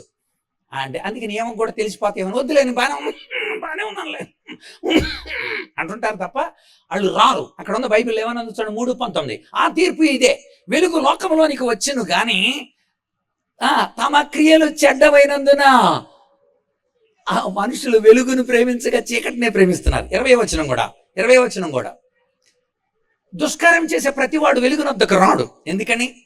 తమ దుష్క్రియలు కనబడకుండానట్లు వాడు వెలుగునొద్దకు రాలేడాడు. ఎందుకని అంటే తమ దుష్క్రియలు డాక్టర్ దగ్గర బయటపడతాయి. నువ్వు నిజంగా వస్తే స్కాన్ చేస్తాను నేను. స్కాన్ చేసేది సత్యం, మెడిసిన్ ఇచ్చేది కృప. అంచేత ఆయన పేరేం పేరు తెలుసా? కృపా సత్య సంపూర్ణుడు. ఆమేన్. కృపా సత్య సంపూర్ణుడు. సత్యం స్కాన్ చేస్తుంది, సత్యం మిమ్మల్ని స్కాన్ చేస్తుంది, కృప మీకు మెడిసిన్ ఇస్తుంది. ఇప్పుడు సత్యం చెప్తున్నాడు, చూద్దాం. లౌకిక సంగమా, నువ్వు ఎలా ఉన్నావంటే, నెంబర్ 1 ఇక్కడ 4 ప్రధానమైన లోపాలు చెప్పాడు. 4 ప్రధానమైన జబ్బులు అంటే గద్దింపు అనమాట. నువ్వు ఇలా ఉన్నావు అని, నీకు మెడిసిన్ అవసరం అని. మొట్టమొదటిది, నీవు చల్లగానైనను వెచ్చగానైనను లేవు. నీవు చల్లగానైనను వెచ్చగానైనను ఉండిన మేలు. నువ్వు చల్లగానైనను వెచ్చగానైనా ఉండక నులివెచ్చగా ఉన్నావు కనుక నా నోట నుండి ఉమ్మివేయను ఉద్దేశించున్నాను. దీన్ని కరెక్ట్గా అక్కడున్న పరిస్థితులను బట్టి అర్థం చేసుకోవాలి. అక్కడున్న పరిస్థితులు, అక్కడ ఏం జరిగింది? అంత్యోకస్టు అనబడిన రాజు ఆ యొక్క ప్రాంతానికి నీళ్లు కొంచెం ప్రాబ్లంగా ఉంది. నీళ్లు కొంచెం ప్రాబ్లంగా ఉంటే దూరాన సుమారు 3-4 కిలోమీటర్ల దూరంలో వేడి నీళ్లు ఉబుకుతూ ఉన్నాయి. వేడి ఊటలు అంటే ఆ కింద ఉన్న ఈ యొక్క అగ్నిపర్వత ఇలాంటి పరిస్థితులు కింద ఉంటే వేడి నీళ్ల ఊటలు ఉబుకుతుంటాయి. ఆ ప్రాంతాలలో వేడి నీళ్ల ఊటలు ఉబుకుతుంటే ఆ వేడి నీళ్ళకి డ్రైనేజీలు కట్టి ఊరు లోపలికి తీసుకొచ్చాడు.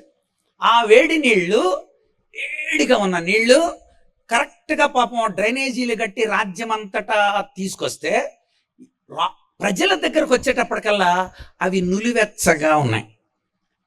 నీళ్లు చల్లగా ఉంటే చక్కగా వాడుకునేవాళ్ళు, బాగా వెచ్చగా ఉంటే బాగా వాడుకునేవాళ్ళు. నులివెచ్చగా ఉండటాన్ని బట్టి నీళ్లు ఎవడో వాడట్లా. దేవుడు చూపించినాడు, నీ బతుకు ఇలా అయిపోయింది. అటు వెచ్చగా లేవు, ఇటు చల్లగా లేవు. చల్లగా అంటే సప్పబడిపోయాడని కాదు అక్కడ అర్థం. చల్లగా ఉన్నా ఉపయోగపడతావు, వెచ్చగా ఉన్నా ఉపయోగపడతావు. నీళ్లు ఉన్నాయి కానీ అవి ఉపయోగపట్ల. నీ జీవితం కూడా అంటే చాలా మంది ఆ రోజుల్లో సంగతుల్లో అంటే తమ యొక్క వేడి పుట్టించడానికి కోసం వేడి నీళ్లలో కలిపి తాగుతారు, లేదా శీతలంగా ఉండే పానీయాలు తాగుతారు. ఇక్కడ అంటాడు, అటు వేడిగా లేవు, ఇటు చల్లగా లేవు. అందుచేత వాళ్ళ మత సంబంధమైన ఆ కార్యాలలో అటు వేడి కానీ ఇటు చల్లని కానీ తీసుకుంటారు. నువ్వు నిలువెచ్చగా ఉన్నావు అంటే అర్థం ఏంటి? నీళ్లు ప్రవహిస్తున్నాయి కానీ ఉపయోగం లేవు. నీ జీవితం కూడా అంటే జీవితం వృధా అయ్యింది అని అర్థం. నీ జీవితం కూడా కుటుంబానికి ఉపయోగపడ్డావా? లేదు. సంఘానికి ఉపయోగపడ్డావా? లేదు. దేవుడికి ఉపయోగపడ్డావా? లేదు.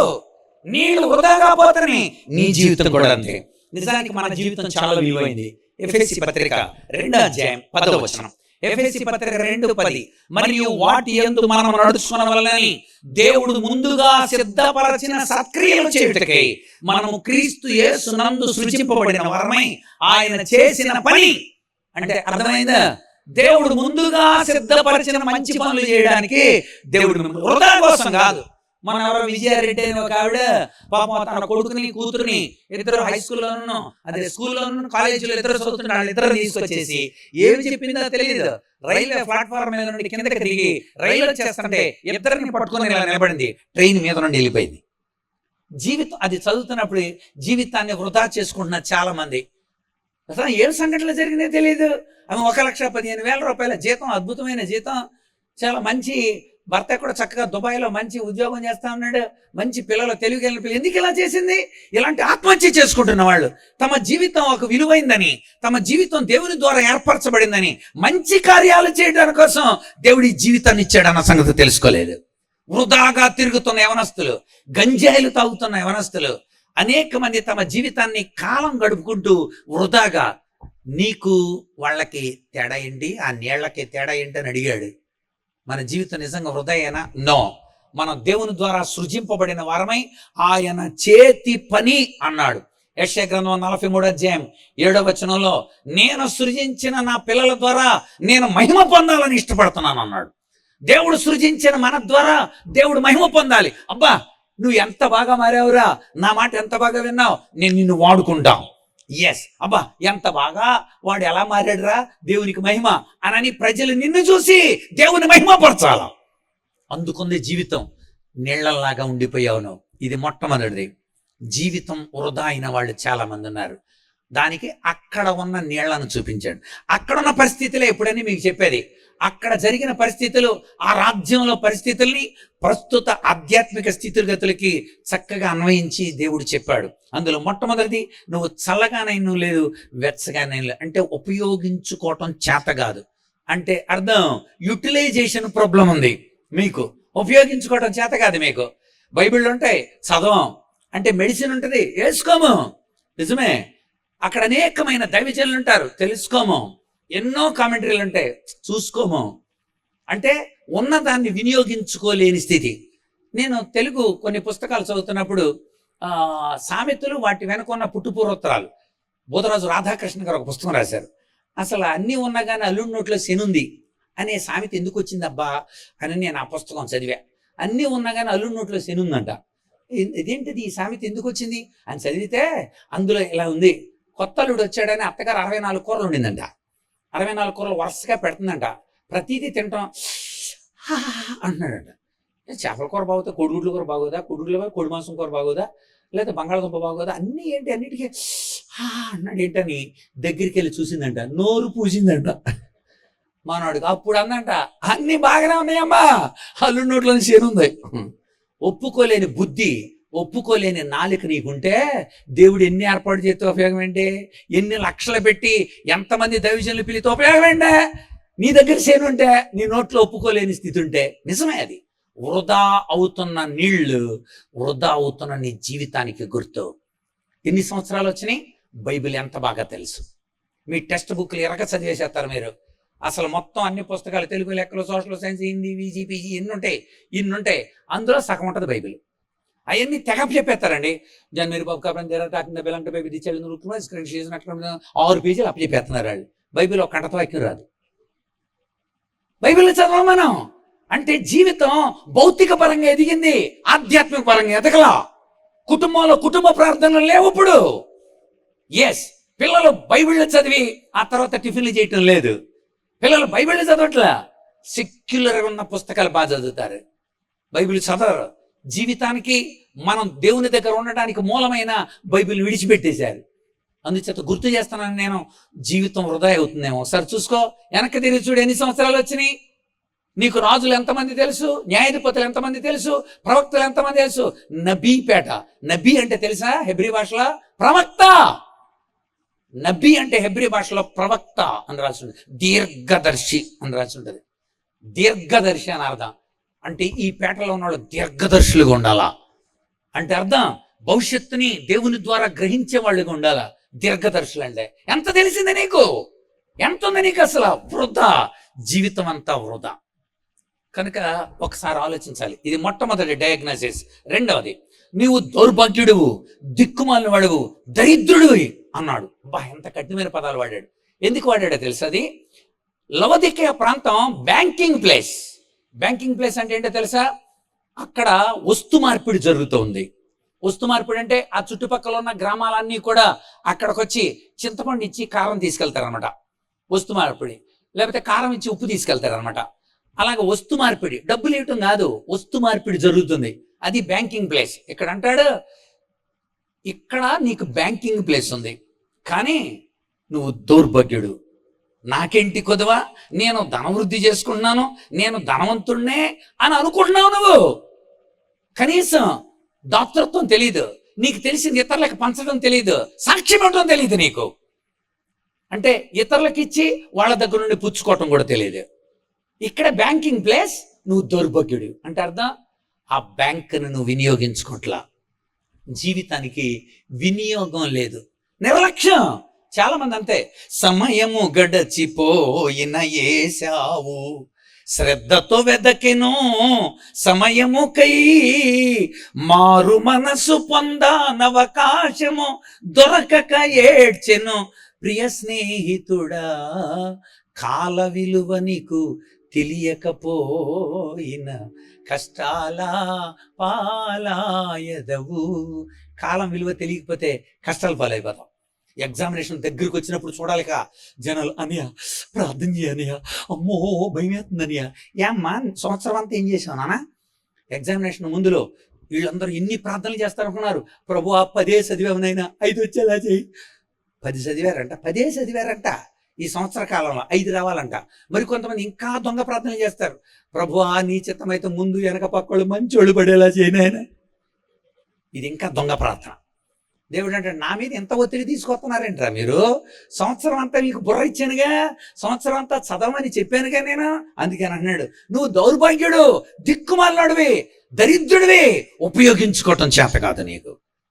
అంటే ఏంటి అర్థం? ఉంది కానీ బ్యాంకింగ్ ఉంది. ఒక ఆమె పాపం చాలా కష్టపడి పొలం కూడా అమ్మేసి కొడుకును బాగా చదివించి చక్కగా అమెరికా పంపింది. అమెరికా పంపిన తర్వాత అక్కడి నుండి వాళ్ళు అక్కడున్న మాస్టర్కి ఫోన్ చేశాడు, మా అమ్మని బాగా చూసుకోండి, మా అమ్మకి ఏదైనా ఉంటే గైడెన్స్ ఇవ్వండి అని. పాపం మన మాస్టర్ లాగా ఆమెకు సలహా ఇస్తా ఉన్నాడు. ఒక రోజున అందరి ఇళ్ళ దగ్గర అడుక్కు తింటుంది. అందరు, ఇదేంటమ్మా కొడుకుని అమెరికా పంపించి నువ్వేంటి ఇలా అక్కడ అడుక్కు తింటున్నావు, పంచాయతీ ఏర్పాటు చేద్దామని రప్పించారు. ఇలా పంచాయతీ పెట్టారు. ఎరా నువ్వు అక్కడ తిని అక్కడ ఉండిపోయావు, మీ అమ్మ ఇక్కడ అడుక్కు తింటుందిరా, బుద్ధి జ్ఞానం ఉందా నీకు అని అడిగారా మాస్టర్. వెంటనే అన్నాడు, అదేంటండి అలా అంటారు, నేను ప్రతి నెల మా అమ్మకి 10,000 రూపాయలు చెక్కు పంపుతాను. నేను 10,000 రూపాయలు చెక్కు. ఏమా నీకు డబ్బులు పంపుతున్నారంట కదా అని అంటే ఏం పంపుతాడు బాబు, ఏదో కాగితం ముక్క వస్తుంటుంది, ఆ కాగితం ముక్క గోడ కొట్టా అని 7 నెలల నుండి వచ్చిన కాగితం ముక్కలన్నీ తీసి చూపించింది. అవి కాగితం ముక్కలు కాదయ్యి, చెక్కులు. నెలకు 10,000 పంపుతుంటే ఇక్కడ అడుక్కు తింటుంది. అంటే చెక్కుల్ని మార్చుకోవటం తెలియలా. దౌర్భాగ్యుడా, దిక్కుమల్లుడా, దరిద్రుడా, ఎంత కఠినంగా మాట్లాడాడు. ఇదిగో ఇది చెక్ బుక్, ఇది నీ చెక్ బుక్. ఏది నీ కోసం రాయబడిన చెక్కో నువ్వు చదవాలి. పాల్సన్ కోసం సంబంధించిన చెక్ ఏంటది, దాన్ని నువ్వు డీకోడ్ చేయాలి, దాన్ని నీ జీవితానికి అన్వయించుకోవాలి. అదే లేదనుకో ఆ దౌర్భాగ్యుడు, దిక్కుమాలినోడు, దరిద్రుడు మనమే అవుతాం. దేవుడే చెప్పాడు, బ్యాంక్ ఉంది వినియోగించుకోవటం తెలియదు, ఉపయోగించుకో. సరే పశ్చాత్తాపడిపోయింది, వెరీ గుడ్ అందే, వెరీ గుడ్. అమ్మా ఈసారి అమెరికా రా, నువ్వు అమెరికా రా అన్నాడు. రైట్, అమెరికా టికెట్ అన్ని తీసేయండి మాస్టర్ అన్న. టికెట్ తీశారు. సరే ఆమె ఎక్కిన తర్వాత వెళ్ళిపోతుంది అమెరికా. మధ్యలో ఎయిర్ హోస్టెస్ వచ్చింది. అమ్మా మీరు ఏమైనా తీసుకుంటారా, చాక్లెట్స్ ఏమన్నా? చాక్లెట్ ఎంత బాబు? 750 రూపాయలు. మా దగ్గర 5 రూపాయలే బాబా. 750 ఏంటి అని ఏమి తీసుకోలేదు. సరే కొంచెం దూరం డ్రింక్ ఏమన్నా తీసుకుంటారా? పేపర్ బోట్ డ్రింక్ అండి, చాలా బాగుంటుంది. ఎంత అమ్మాయి? 1800. మా దగ్గర 5 రూపాయలు అక్కడ అన్నది. సరే భోజనానికి కూడా దిగండి. ఎక్కడ ఎంత ఉంటుందమ్మా భోజనం? 7,500. అమ్మో అని చెప్పి ఆమె తీసుకున్న రొట్టె ముక్కలు అవి తీసుకుని కొంచెం పచ్చడి నంచుకొని ఆ విమానంలో కూర్చొని తింది. మొత్తానికి అమెరికా చేరింది. అక్కడ కొడుకు అమ్మ ఎలా ఉంది అమెరికా ప్రయాణం? ఎంత బాగుంటుంది కదా. ఏం బాగుంటుందిరా, అది చాక్లెట్ ఎంత అని చెప్పాడు, భోజనం ఎంత? అదేంటమ్మా అసలు ఆ టికెట్ తీసుకున్న వాళ్ళకి అన్నీ ఫ్రీయే, అన్నీ ఫ్రీయే, ఏదైతే అది తీసేసుకుంటాం తింటరా అంటే ఉన్నదాన్ని తినటం కూడా తెలియదు మనకే. వెళ్ళేటప్పుడు ఎలా వెళ్ళి ఉంటుంది అనేది మీరు ఇప్పుడు ఆలోచించుకోవాలి. రిటర్న్ జర్నీ ఎలా ఉంటుంది మా ఎట్రా? ఎందుకని వినియోగం తెలిసింది. తెలియకపోతే మనం దౌర్భాగ్యులమే. లేఖనాలు ఎలా వినియోగించుకోవాలో అందుకని అన్నాడు. ఇది డయాగ్నోసిస్. ఒకటి, చల్లగా లేవు, వెచ్చగా లేవు, వృధా అల్లిపోతున్న నీళ్లు నీ జీవితం. రెండవది, బ్యాంకింగ్ ప్లేస్ ని నువ్వు వినియోగించుకోవటం తెలియలేదు. పైగా ఏమనుకున్నావు, నాకేంటి కొద్దువా, నేను ధనవృద్ధి చేసుకొనిచున్నాను, నేను పర్లా, నేను పెద్ద మాటకారిని. నీ మాటలు ఎవరికి కావాలరా? దేవుడి మాటలు కావాలా?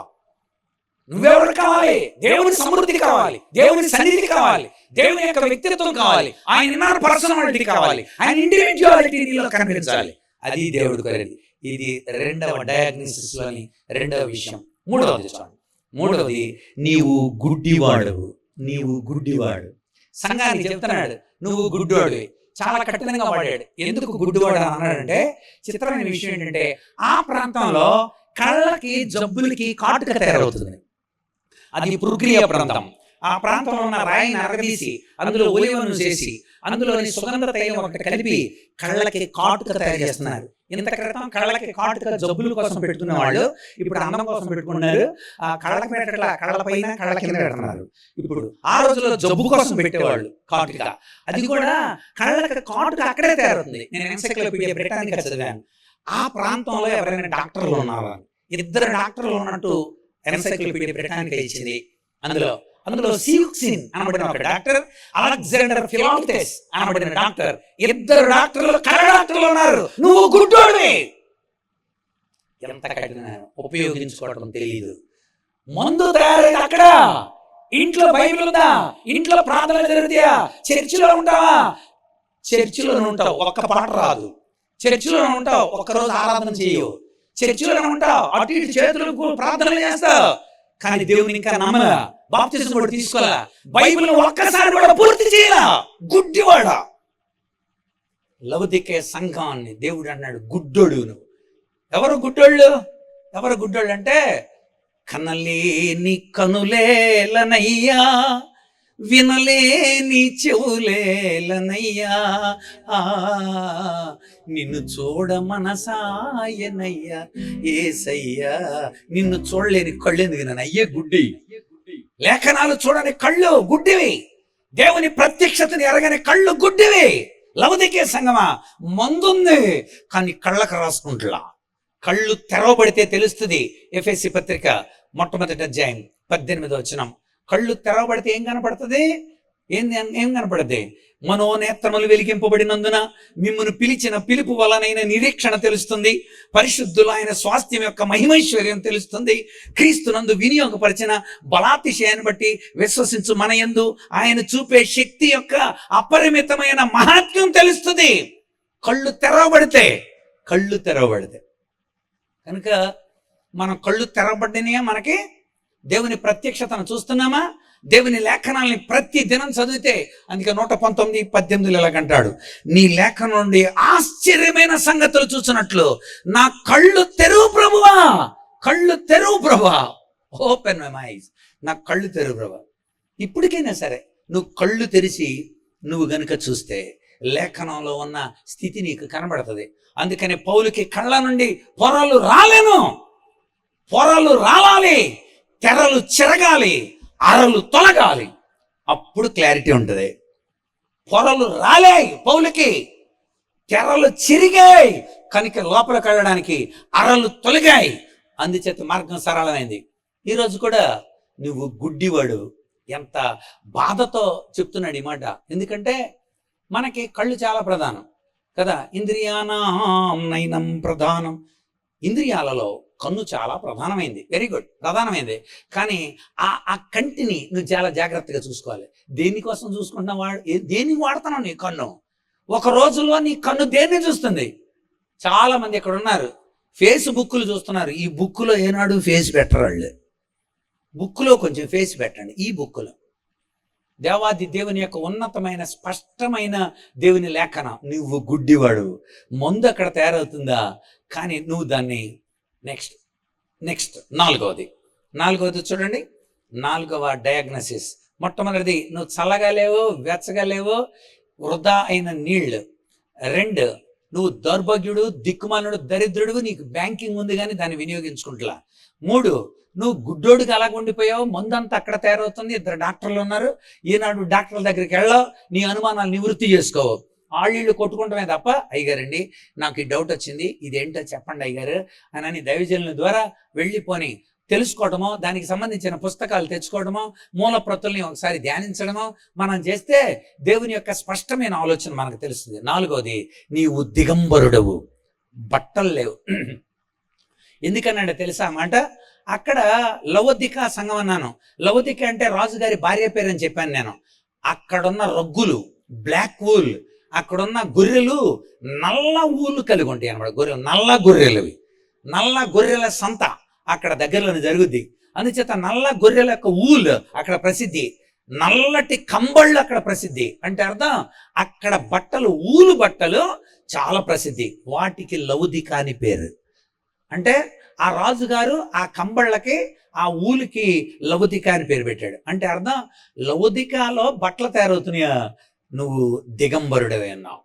ఎంత అంటే జీవితం సిగ్గేసింది అని అర్థం. నిన్ను చూసినప్పుడు నాకు సిగ్గేసింది. ఎందుకని? నువ్వు బట్టలు లేవు. షేమ్ అంట మన పిల్లల్ని. దేవుడు కూడా ఏమంటున్నాడు తెలుసా? బట్టలు క్రియలకు గుర్తుపెట్టుకోండి. మనం దేవుడి కార్యాలు ఏం చేసాం? మనం ఇతరులకు ఏం సహాయపడ్డాం? ఇతర కన్నీరు ఏం తుడిచాం? దేవుని ఎంతవరకు పరిచయం చేశాం? అవే మన బట్టలు. స్తుతిస్తున్నావా? స్తుతి వస్త్రం ఇస్తాడు. దేవుని రాజమందిరాల్లో బతుకుతున్నావా? రాజవస్త్రం ఇస్తాడు. దేవునిలోనే ఉల్లసిస్తున్నావా? ఉల్లాస వస్త్రం ఇస్తాడు. దేవుని మహిమపరుస్తున్నావా? మహిమ వస్త్రం ఇస్తాడు. దేవుడిచ్చే వస్త్రాలు, ఏ వస్త్రాలు ఉన్నాయి నీ దగ్గర? దిగంబరుడా అంటే నా పనులు ఏమీ చేయట్లేదు, అందుకు నువ్వు దిగంబరుడుగా ఉన్నావు. కనుక పనులు చేయాలి. సార్దీస్ సంఘానికి అదే అంటాడు, నీ క్రియలను నేను ఎరుగుదును, నీవు జీవించుచున్నావన్న పేరు మాత్రం ఉన్నది కానీ నీవు మృతుడవే అన్నాడు. 3వ అధ్యాయం ప్రకటన గ్రంథం 1-2 వచనాల్లో. పనులు చేయట్లా, నువ్వు పని చేయాలండి. మనం పనులు చేయాలి. మీరు చేసే పనులు మీకు అద్భుతమైన అలంకారం. ఎంత కఠినంగా, సూటిగా, ఘాటుగా, తేటగా దేవుడు డయాగ్నోసిస్ చేశాడు. మెడిసిన్ చెప్పేసి ముగిస్తా. డయాగ్నోసిస్ వరకే ఉన్నాం అనుకోండి, గుండె బద్దలైపోద్ది. ఈ రక్షించేవాడు ఎవడో తెలియాలి. ఇప్పుడు ఆయన ఎలా వచ్చాడో తెలిసింది మనకి, ఆయన ఏమై ఉన్నాడో తెలిసింది మనకి, ఏ మందు ఇస్తాడో చూడాలి. ఇప్పుడు ఆయన చెప్తున్నాడు, ఈ 4 రకాలైన జబ్బులు నీలో ఉన్నాయి. ప్రస్తుత లౌదికేయ సంఘం ప్రస్తుత సార్వత్రిక సంఘానికి నమూనా. చాలా మంది బలహీనలైపోయి జరుగుతున్న పరిణామాల దృష్ట్యా భయపడుతూ బతుకుతున్న వాళ్ళు, ఏమో అలా అయిపోద్దేమో ఎందుకులే అనని తమను తాము చప్పబడుతున్న ఉగ్రతకు దగ్గరవుతున్న దేవుని బిడ్డలతో దేవుడు మాట్లాడుతున్నాడు. నేను ఎందుకు వచ్చానంటే మిమ్మల్ని బాగు చేయడానికి. మీ ఎడలో నా కృప విస్తరింపజేస్తాను నేను. ఆయన ఇచ్చే మెడిసిన్ తీసుకుందాం. ఏమన్నాడో చూడండి. ఆయన ఇచ్చే మెడిసిన్ చదువుదాం మనం 18వ వచనం నుండి. నీవు ధనవృద్ధి చేసుకున్నట్లు అగ్నిలో పుటము వేయబడిన బంగారాన్ని కొనుక్కో. పాల్సన గారు చెప్పారమ్మా, బంగారం కొనుక్కోమన్నారు. కనుక వెళ్ళి మనం బంగారం కొనుక్కుందాం, తగ్గిందంట రేటు. ఆ బంగారం కాదమ్మా, మీరు బంగారాన్ని కొనుక్కున్నారు లేదా అనవసరం, కానీ ఈ బంగారాన్ని మాత్రం మీరు కొనుక్కో. పుటము వేయబడిన బంగారం అదేంటనుకున్నారు? మీ విశ్వాసమే పుటము వేయబడిన బంగారం. అంటే అర్థం, మీలో ఉన్న విశ్వాసం బంగారంలా ఉండాల. మీరు మీ పిల్లల్ని ఓ నా బంగారమా అంటారు. Very good. దేవుడు మిమ్మల్ని కూడా బంగారం అని పిలవాలంటే మీరు విశ్వాసంతో ఉండాల. పేతురు రాసిన మొదటి పత్రిక మొట్టమొదటి అధ్యాయం 7-8 వచనాలు మీరు చదివితే దేవుడు ఇప్పుడు డయాగ్నోస్ ఇస్తున్నాడు. విశ్వాసాన్ని పెంచుకో, అది బంగారం లాంటిది. నమ్మి చెడినవాడు నమ్మకయేనాడు, బాగుపడినవాడు వసుదలేడు. నమ్మి చెడినోడు గాని నమ్మకుండా బాగుపడేవాడు గాని ఎవడున్నాడు ఈ లోకంలో? దేవుని యందు విశ్వాసం ఉంచేవాడు ఎప్పటికీ చెడిపాడు. దేవుని యందు విశ్వాసం ఉంచేవాడు ఆయన ఉన్నాడనే కాదు. హెబ్రీ పత్రిక 11వ అధ్యాయం 6వ వచనం. హెబ్రీ పత్రిక 11:6. విశ్వాసం లేకుండా దేవునికి ఇష్టడేమిటి? అసాధ్యం. దేవుని యొద్దకు వచ్చేవాడు ఆయన ఉన్నాడని తన్ను వెదకు వారికి ఆయన ఫలం దయచేస్తాడని నమ్మవలేను కదా. నమ్మా, దేవుడు మంచి మెడిసిన్ ఇస్తాడని నమ్మో. ఆయన తన స్వరూపాన్ని నీకు ఇస్తాడని నమ్మో. ఆయన ద్వారా మనం మార్పు చెందుతామని, రూపాంతరత మనకి ఇస్తాడని. అందుకని ఇక్కడ అంటాడు పేతురు 7-8 వచనాలు మొదటి అధ్యాయం. నశించిపోతున్న సువర్ణం అగ్ని పరీక్ష వలన శుద్ధపరచబడుతున్నది కదా, దానికంటే అమూల్యమైన మీ విశ్వాసము ఈ శోధనల చేత పరీక్షకు నిలిచినదై యేసుక్రీస్తు ప్రత్యక్షమైనప్పుడు మీకు మెప్పు, మహిమ, ఘనత కలిగజేస్తుంది. ఏంటది? విశ్వాసం. దేవుని యందు అలాంటి విశ్వాసం. దేని మీద విశ్వాసం ఉంచారు మీరు? ఆ కోడిగుడ్ల మీద, ఆ బత్తాకాయల మీద, అంజూర పళ్ళ మీద, ఆ చేపల మీద, ఆ కర్చీఫుల మీద, ఆ నూనెల మీద ఉన్న విశ్వాసం దేవుడి మీద ఉంచితే ఎప్పుడో బాగుపడి ఉండేవాళ్ళం మనం. విశ్వాసం పదార్థాల మీదకి వెళ్ళిపోయింది. కొరింథీయులకు రాసిన మొదటి పత్రిక 2:4 అదే చెప్పాడు. కొరింథీయులకు రాసిన మొదటి పత్రిక, మీ విశ్వాసము ఎంత చక్కగా రాశాడు. మీ విశ్వాసం మనుషుల జ్ఞానమును ఆధారం చేసుకోకుండా దేవుని శక్తి మీద ఆధారం చేసుకోండి. ప్రభువా నువ్వు శక్తి కలిగినాడు, నువ్వు చెప్పావుగా నేనే అల్ఫా ఒమేగానని, నువ్వు చెప్పావుగా సత్యసాక్షినని, నువ్వు చెప్పావుగా ఆమెన్ అనువాడనని, నువ్వు చెప్పావుగా, నిన్నే నమ్మాను అని దేవుని మీద విశ్వాసం ఉంచాడు. అందుకే అన్నాడు అక్కడ, ఖచ్చితంగా బంగారాన్ని కొనుక్కో, విశ్వాసాన్ని అభివృద్ధి చేసుకో, పుటము వేయబడతావు నువ్వు. యెషయా గ్రంథం 48వ అధ్యాయం 10వ వచనం. యెషయా గ్రంథం 48:10. నేను నిన్ను పుటము వేసి తిని వెండిని వేసినట్లు కాదు, ఇబ్బంది కొలిమిలో నేను నిన్ను పరీక్ష చేశా. దేవుడు మీ విశ్వాసానికి పరీక్ష పెడుతున్నాడు. నిలవాలి, విశ్వాసాన్ని అభివృద్ధి చేసుకోండి. అంతే. విశ్వాసము మన జీవితాలలో సమస్తాన్ని పొందడానికి వీలవుతుంది. ఆండ్రూ ముర్రే అంటాడు, పరలోకంలో ఉన్న శక్తిని భూలోకాన్ని దించగలిగింది విశ్వాసం. యేసు ప్రభు వెళ్ళిపోతుంటే ఆపగలిగింది నీ విశ్వాసం. అంతే. దావీదు కుమారుడా నజరేయుడైన యేసు అన్నాడంతే. ఆ విశ్వాసపు కేక దేవుడు ఆగిపోయాడు అంతే. ఈరోజు దేవుని నుండి సమస్తాన్ని పొందొచ్చు విశ్వాసము ద్వారా. అగ్నిలో పుటం వేయబడిన బంగారం ఉందా నీ దగ్గర? విశ్వాసాన్ని పెంచుకో. రెండవది, నీ దిశమల సిగ్గు కోసం తెల్లని వస్త్రాలు కొనుక్కో అన్నాడు. తెల్లని వస్త్రాలు కొనుక్కో. తెల్లని పరిశుద్ధత వస్త్రాలు అంటే నీతి పనులు చేయడం. ప్రకటన గ్రంథం 19వ అధ్యాయం 9వ వచనం చూడండి. సంఘానికి సన్నపు నార బట్టలు ఇవ్వబడెను, అవి పరిశుద్ధుల నీతి క్రియలు. అంటే అర్థం, మీరు మంచి పనులు చేస్తే అవే మీకు బట్టలు. అందుకనే సంఘం బట్టలు వేసుకొని ఉందంట, అవి మంచి పనులంట. మంచి పనులే మనకు బట్టలు. ఈ రాత్రి దేవుడు మందిస్తున్నాడు. దేవుడిచ్చే మెడిసిన్ తీసుకోవాలి నువ్వు. మొట్టమొదటిది విశ్వాసాన్ని పెంచుకో. రెండవది నీతి క్రియలు చేయి. నిజంగా నీతి క్రియలు చేయి అంటే దేవుని యొక్క వస్త్రాలను ధరించుకో. యెషయా గ్రంథం 61వ అధ్యాయం 10వ వచనంలో, యెషయా గ్రంథం 61వ అధ్యాయం 10వ వచనంలో రక్షణ వస్త్రాలు ఆయన మనకి ఇస్తున్నాడు. ఆయన ఒక వరుడుగా సంఘాన్ని ఒక వధువుగా చూపించాడు. ఆయనే నాకు ఉన్నతమైన స్తుతి వస్త్రం కప్పుతాడు. ఆయన నీతి అనబడిన షాల్ కప్పుతాడు. బాబా మొదటి 3వ వచనంలో చెప్పుతాడు, ఆయన స్తుతి వస్త్రం ఇచ్చాడు, ఉల్లాస వస్త్రం ఇచ్చాడు, రాజ్య వస్త్రం ఇచ్చాడు అని 3వ వచనంలో చెప్పి 10వ వచనంలో అంటాడు, నాకు నీతి అనబడిన షాల్ కప్పుతాడు. ఆయన బాగా ధరించుకున్న పెళ్లి కుమారుడికి వస్తున్నాడు. నేను ఆయన పక్కన పెళ్లి కూతురులాగా లేక సంఘం ఆయన పక్కన నిలబడాలంటే ఉన్నతమైన కార్యాలతో నిలబడాల. ఇది 2వది, నీతి పనులు చేయి. 3వది నీ దృష్టి కలుగునట్టు కళ్ళకు కాటుక కొనుక్కో అన్నాడు. 1 విశ్వాసాన్ని పెంచుకో, 2 నీతి పనులు చేయటం నేర్చుకో, 3వది దృష్టి కలుగునట్లు కాటుక కొనుక్కో. మీలో చాలా మంది ఐటెక్స్ వెంటనే గుర్తొచ్చి ఉంటుంది, ఓహో ఈ కాటుక కొనుక్కో. ఈ కాటుక కాదండి. కీర్తనల గ్రంథం 19వ అధ్యాయం 9వ వచనం ఒకసారి చదివితే, కీర్తనల గ్రంథం 19వ అధ్యాయం 9వ వచనం, యెహోవా యందైన భయము పవిత్రమైనది, అది నిత్యము నిలుచును. 9 యెహోవా న్యాయ విధులు సత్యమైనవి. 8వ వచనం చూద్దాం, యెహోవా ఉపదేశములు నిర్దోషమైనవి, అవి హృదయాలను సంతోషపరచును. యెహోవా ఏర్పరిచిన ధర్మము నిర్మలమైనది, అది కన్నులకు వెలిగించును. కళ్ళు పెద్దవడానికైనా నువ్వు కాటికి పెట్టుకునేది? ఒకవేళ నీ కళ్ళు బ్రైట్ అవ్వాలంటే నువ్వు చేయాల్సింది తెలుసా? ఆయన ధర్మాన్ని పాటించండి. ఆయన చెప్పినట్టు చేయి, నీ ముఖం ప్రకాశిస్తుంది. బెస్ట్ ఎగ్జాంపుల్ దానియేలు, హనన్య, మిషాయేలు, అజర్యాలు. వాళ్ళు యెరూషలేం వెళ్ళారు. యెరూషలేం నుండి బబులోను వెళ్ళారు.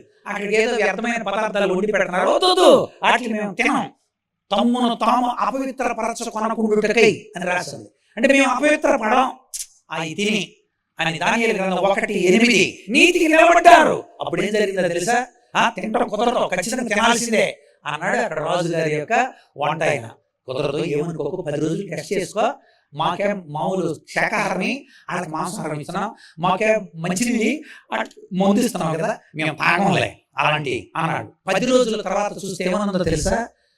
ఆ రాజు గారి దగ్గరకు వచ్చిన బాలురందరి ముఖముల కంటే దానియేలు, హనన్య, మిషాయేలు, అజర్యాల యొక్క ముఖాలు ప్రకాశితమైనవి అంట. ఎలా వచ్చింది? నీతి. ఎలా వచ్చింది? దేవుని ధర్మాన్ని పాటించారు. ధర్మం అంటే భిక్షం కాదు. చార్లెస్ ఫిలిప్ బ్రౌన్ డిక్షనరీ ప్రకారం ధర్మం అంటే వేదోక్త విధి. అంటే విద్ అంటే జ్ఞానం, ఉక్తి అంటే మాట, విధి అంటే చేయాల్సిన పని. ధర్మం అంటే అర్థం ఏంటో తెలుసా? జ్ఞానంగా చెప్పబడిన చెయ్యవలసిన పనిని ధర్మం అంటారు. ధర్మో రక్షితి రక్షిత. ధర్మాన్ని రక్షించండి నాన్న, అది మిమ్మల్ని రక్షిస్తుంది. ఏంటి దాని అర్థం? చెప్పినట్టు చెయ్యండి నాన్న, అలా చేస్తే మిమ్మల్ని రక్షింపబడతారు. ఈ 3 పనులు చేయండి మీరు. 1 విశ్వాసాన్ని పెంచుకోండి, 2 నీతి క్రియలను జరిగించండి, 3వది ప్రతి దినం దేవుని లేఖనాన్ని అనుసరించి నడవండి. ఎందుకో తెలుసా? ఇప్పటికైనా హెచ్చరిక చదవండి. తర్వాత వచనం, నేను ప్రేమించే వారిని అందరినీ శిక్షిస్తున్నాను గనుక ఆసక్తి కలిగి మారు మనసు పొందు. ఇప్పటికైనా ఫ్రెండ్లీగా చెప్తున్నానే, ఆసక్తి కలిగి మారు మనసు పొందు. బాగు చేయడానికి కోసం మెడిసిన్ ఇచ్చిన డాక్టర్ చెబుతున్నాడు, ప్రతిరోజు వేసుకోమా, ప్రతిరోజు వేసుకో, తగ్గుద్ది. నువ్వు వేసుకోకపోతే అది SOS అంటారు దాన్ని. SOS అంటే సేవ్ అవర్ సోల్స్. మంది ఇచ్చేసాడు దేవుడు, వేసుకోలేదనుకో స్వయంకృతాపరాధం. అంతే, నీకు నువ్వే ఉగ్రతని నువ్వు తెచ్చుకుంటున్నావు అని అర్థం. GPC ఆన్ అవుద్ది అప్పుడు. IPC అంటే ఏంటండి? ఇండియన్ పీనల్ కోడ్ కదా. GPC అంటే చూపెడతాం మీకు. అంటే దేవుడు పీనల్ కోడ్ కూడా ఉంటుంది. రోమాపత్రిక ఇదిగో ఇది రాశారు ఇక్కడ, రోమా 2:21. ఇది GPCలోదే, గాడ్స్ పీనల్ కోడ్ అనమాట. చూడండి ఒకసారి, రోమాపత్రిక 2వ అధ్యాయం చదువుతున్నాను నేను. 4వ వచనం, దేవుని అనుగ్రహం మారు మనసు పొందడానికి నేను ప్రేరేపిస్తుంటే అది తెలుసుకోకుండా, దేవుని యొక్క అనుగ్రహ ఐశ్వర్యాన్ని సహనాన్ని ఎరగకుండా ఆయన అనుగ్రహ సహనాన్ని దీర్ఘశాంతాన్ని తృణీకరిస్తావా నువ్వు? నీ కాఠిన్యము మార్పు పొందని నీ హృదయాన్ని అనుసరించి ఉగ్రత దినమందు, దేవుని న్యాయమైన తీర్పు బయలుపరచబడే దినమందు నీకు నువ్వే ఉగ్రతను సమకూర్చుకుంటావా? రక్షించడానికి దేవుడు వస్తే ఉగ్రతను సమకూర్చుకున్నావా? That is title. GPC, God's penal code. ఇది దేవుడు ఇంత ప్రేమ నీ మీద చూపెడుతుంటే, ఇంత మెడిసిన్ ఇస్తుంటే నువ్వు చెయ్యవా? మనస్సు మార్చు, ఆసక్తి కలిగి మారు మనసు పొందు. ఆసక్తి అన్న దగ్గర ఇంట్రెస్ట్ అని లేదు, జీల్ అనుంది. గ్రీకు భాషలో తెలే అనుంది. తెలే అంటే ఏంటో తెలుసా? జీల్ అని అర్థం. జీల్ అంటే రక్తంలో ఉండాలి, పనిచేయాలని. ఎవడో తోస్తే అడగడం కాదు, ఎవడో చెప్తే చదవటం కాదు, నీ అంతటిగా నువ్వే చేయడాన్ని ఆసక్తి అంటారు. అది అక్కడ అసలైన అర్థం. డ్రైవ్, మనలో ఉండే కదలిక. ఇప్పటికైనా మారు మనసు పొందవు. మారు మనసు పొందమని ఎవరికి అనుకున్నారు చెప్పేది? సంఘానికి. అక్కడున్న మారు మనసు అనే పదానికి మూల భాషలో ఏమన్నా తెలుసా? మెటానోయియా అని ఉంది. మెటా అంటే ఆ తరువాత, నోయియా అంటే ఎరిగి ఉండుట. విషయం చెప్పిన తర్వాత ఎరిగి ఉండే స్థితిని మనస్సు మార్చుకుంటూ ఉంటారు. ఇప్పటికైనా చేరిన మనమైనా సరే, ఇప్పటికైనా నేను కూడా అలా ఉంటా, ఇక నుండి అలా ఉంటా, ఆ 3 పనులు నేను చేస్తా. ఒకవేళ 4 పరిస్థితులు ఒకవేళ నాలో ఉన్నాయేమో, గాడ్స్ పీనల్ కోడ్ ఆన్ అవుతుంది గనుక, అంటే దేవుని యొక్క ఆ యొక్క చట్టం ఉగ్రతకు నిన్ను తీసుకెళ్ళక ముందే నీ మనస్సు మార్చుకో. అందుచేత మారు మనస్సు పొందు అన్నాడు. ఎందుకని? నేను ప్రేమించే వారిని శిక్షిస్తూ ఉంటాను. ఎందుకని? లీడర్ని గట్టిగా కొట్టాను నేను మాస్టర్గా ఉన్నప్పుడు. నన్ను ఎందుకు గట్టి కొట్టేసారు? అప్పుడు నేను అన్నా, అరే నువ్వు లీడర్ రా, 10 మందికి చెప్పేవాడు నువ్వు, అందుకే గట్టి కొట్టా. ఎందుకో తెలుసా? మనం అంత అంబులెన్స్ లాంటి వాళ్ళం. అంబులెన్స్ ప్రమాదం అయిన వాళ్ళని తీసుకెళ్లేది అంబులెన్స్. కానీ అంబులెన్స్లో యాక్సిడెంట్ అయితే ఎలాగండి? ఉప్పే నిస్సారం అయితే ఎలాగా? దేని ద్వారా అది సారం చేయబడుతుంది? అన్నేసి చూడు, నన్నేసి చూడు అని చెప్పే నీ జీవితం ఉప్పులాగా, నిప్పులాగా ఉండాల్సింది. నువ్వే చప్పబడిపోతే, నువ్వే చల్లారిపోతే ఎవడు బాగు చేయాలి? నువ్వు దేవుని పక్షంగా నువ్వు నిలబడాలి కదా. కనుక ప్రేమించే వారిని కొన్నిసార్లు శిక్షిస్తూ ఉంటాను నేను. హెబ్రీ పత్రిక 12:6, సామెతలు 3:12 ఈ రెండిట్లో ఉంటుంది.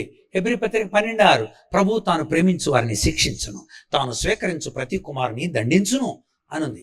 ఎందుకని? ఆడు ఇంకా ఎదగాలని, చిన్న తప్పు కూడా చేయకుండా ఉండాలని. సామెతలు 3:12 ఏమనుంది? ప్రభు తాను ప్రేమించు వారిని గద్దించును. ఇప్పుడు ఇక్కడ అంటాడు, నేను గద్దించే శిక్షిస్తున్నా నిన్ను. ఎందుకో తెలుసా? నువ్వు శుద్ధ సువర్ణంలా ఉండాలి.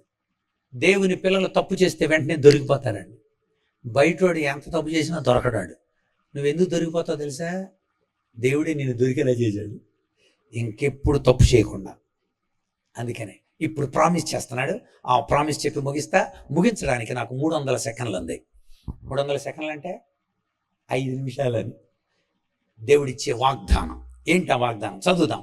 నేను తలుపు నద్ద నిలబడి తడుతున్నాను, నా స్వరం విని తలుపు తీస్తే అతనితో నేను, నాతో కూడా అతడు ఉంటాడు.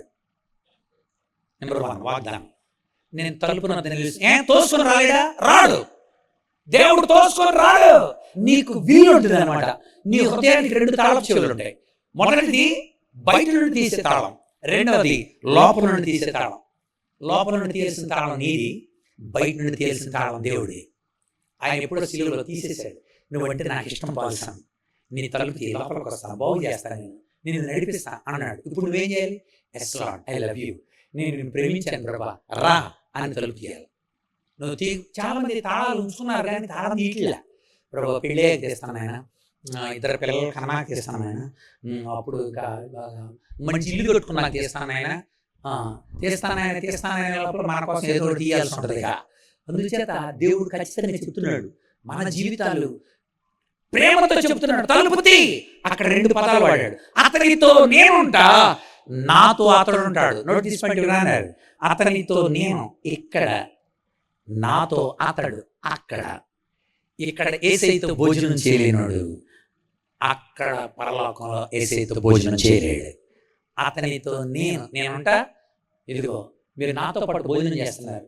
ప్రభురాత్రి భోజనం అద్భుతమైన 5 నిర్వచనాలు ఇచ్చాడు. 1, వారు జీవం కలిగి ఉంటారు. 2, వాళ్ళు నిత్య జీవం కలిగి ఉంటారు. 3, అంత్యదినాన వాడిని లేపుతా. 4, నా శరీరం రక్తం నిజమైన జీవం, నిజమైన ఆహారం. 5, అతనిలో నేను, నాలో అతడు ఉంటాడు. ఇక్కడ నాతో భోజనం చేయలేనాడు, అక్కడ భోజనం చేయలేడు నాతో పాటు. అతనితో నేను, నాతో కూడా అతడు ఉంటాడు. రేపొద్దున ఆయనతో పాటు మనం అక్కడ ఉంటాం. అది మొట్టమొదటి వాగ్దానం. 2వ వాగ్దానం, నాతో కూడా సింహాసనం కూర్చుండనిస్తా, నాతో పాటు రాజ్యం చేయిస్తా. ఎంత గొప్ప వాగ్దానం అండి!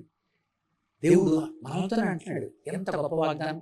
నువ్వు కనుక అలా చేస్తే నాతో పాటే ఉంటావు. నాతో పాటు సింహాసనం, నేనుండే స్థలములో మీరు ఉండలాగున మరలా వచ్చి తీసుకెళ్తా అన్నాడు. అందులో నేను కూడా ఉంటా, మీరు కూడా ఉండాలి, మనం అందరం ఉండాలి. నేను కూడా చేరియుందు నచ్చటం, నేను కూడా చేరియుందు, నేను కూడా చేరియుందు, నేను కూడా చేరియుందు నచ్చటం.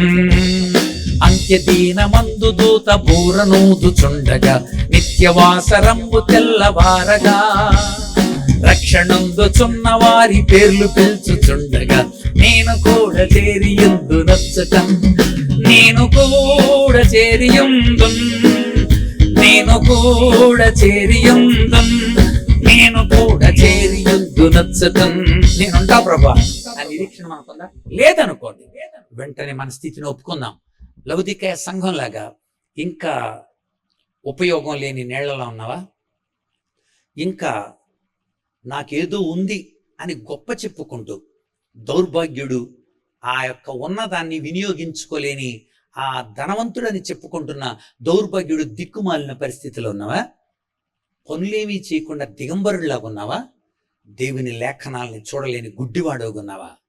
రక్షకుడని యేసు ఉగ్రతకు తీసుకువెళ్లకుండా రక్షించడానికి సింహాసనాసీనుడైన వాడు, గొర్రెపిల్లగా సంఘాన్ని పక్కన నిలబెట్టుకునేవాడు, మహిమాస్వరూపి ఉన్నవాడు, విజయుడై ఉన్నవాడు నీ ఎదుటి నిలబడన్నాడు. వద్దు నాన్న, దాన్ని నిర్లక్ష్యం చేయకు. నీవే ఉగ్రతను ఎందుకు కొని తెచ్చుకుంటావు? నేనున్నాను, నేను ఎలాంటి వాడినో చెప్పాడు. ఆమెన్ అనువాడును.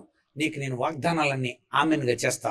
సత్య సాక్షిని చెబుతున్నాను నేను, పరిశుద్ధుడిగా చెబుతున్నాను నేను, నా మాట విను అన్నప్పుడు మనం విని నిజంగా రూపాంతరత కోరుకొని ప్రభుతో ఉండడానికి కోసం ఇష్టపడి పశ్చాత్తాప్తులమై ఆయన శిలువను ఆశ్రయించి రక్తం ద్వారా కడగబడిన వారమై, మనస్సాక్షి శుద్ధి చేసుకున్న వారమై, ఆత్మ ద్వారా నడిపింపబడిన వారమై ప్రభు వచ్చినప్పుడు ఎత్తబడే సంఘంలో మనమందరం ఉండడానికి పరిశుద్ధాత్మ మనందరినీ సిద్ధపరచునుగాక. ఆమేన్. తల్ల వంచండి, ప్రార్థన చేద్దాం. దయచేసి అందరూ తల్ల వంచండి.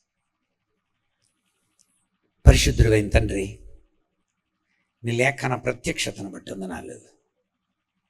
నీతో పాటు రాజ్యం చేసే ఒక గొప్ప భాగ్యం మాకు ఇవ్వడానికి మీరు ఇష్టపడితే, మాతో ఉండడానికి మీరు ఇష్టపడితే, ఈ భాగ్యాన్ని పోగొట్టుకున్న వారమై భౌతికమైన పరిణామ పరిస్థితుల్లో ఉన్న మేము ఉగ్రతని స్వతంత్రించుకుంటున్నాం.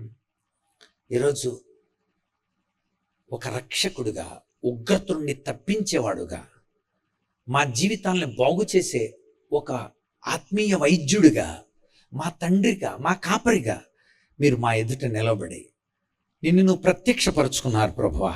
నీకు వందనాలు చెల్లిస్తూ, సత్యసాక్షి నీకు నమస్కరిస్తున్నాం. పరిశుద్ధుడా నమస్కరిస్తున్నాం. తండ్రి ఆమెననువాడా నీకు నమస్కరిస్తున్నాం.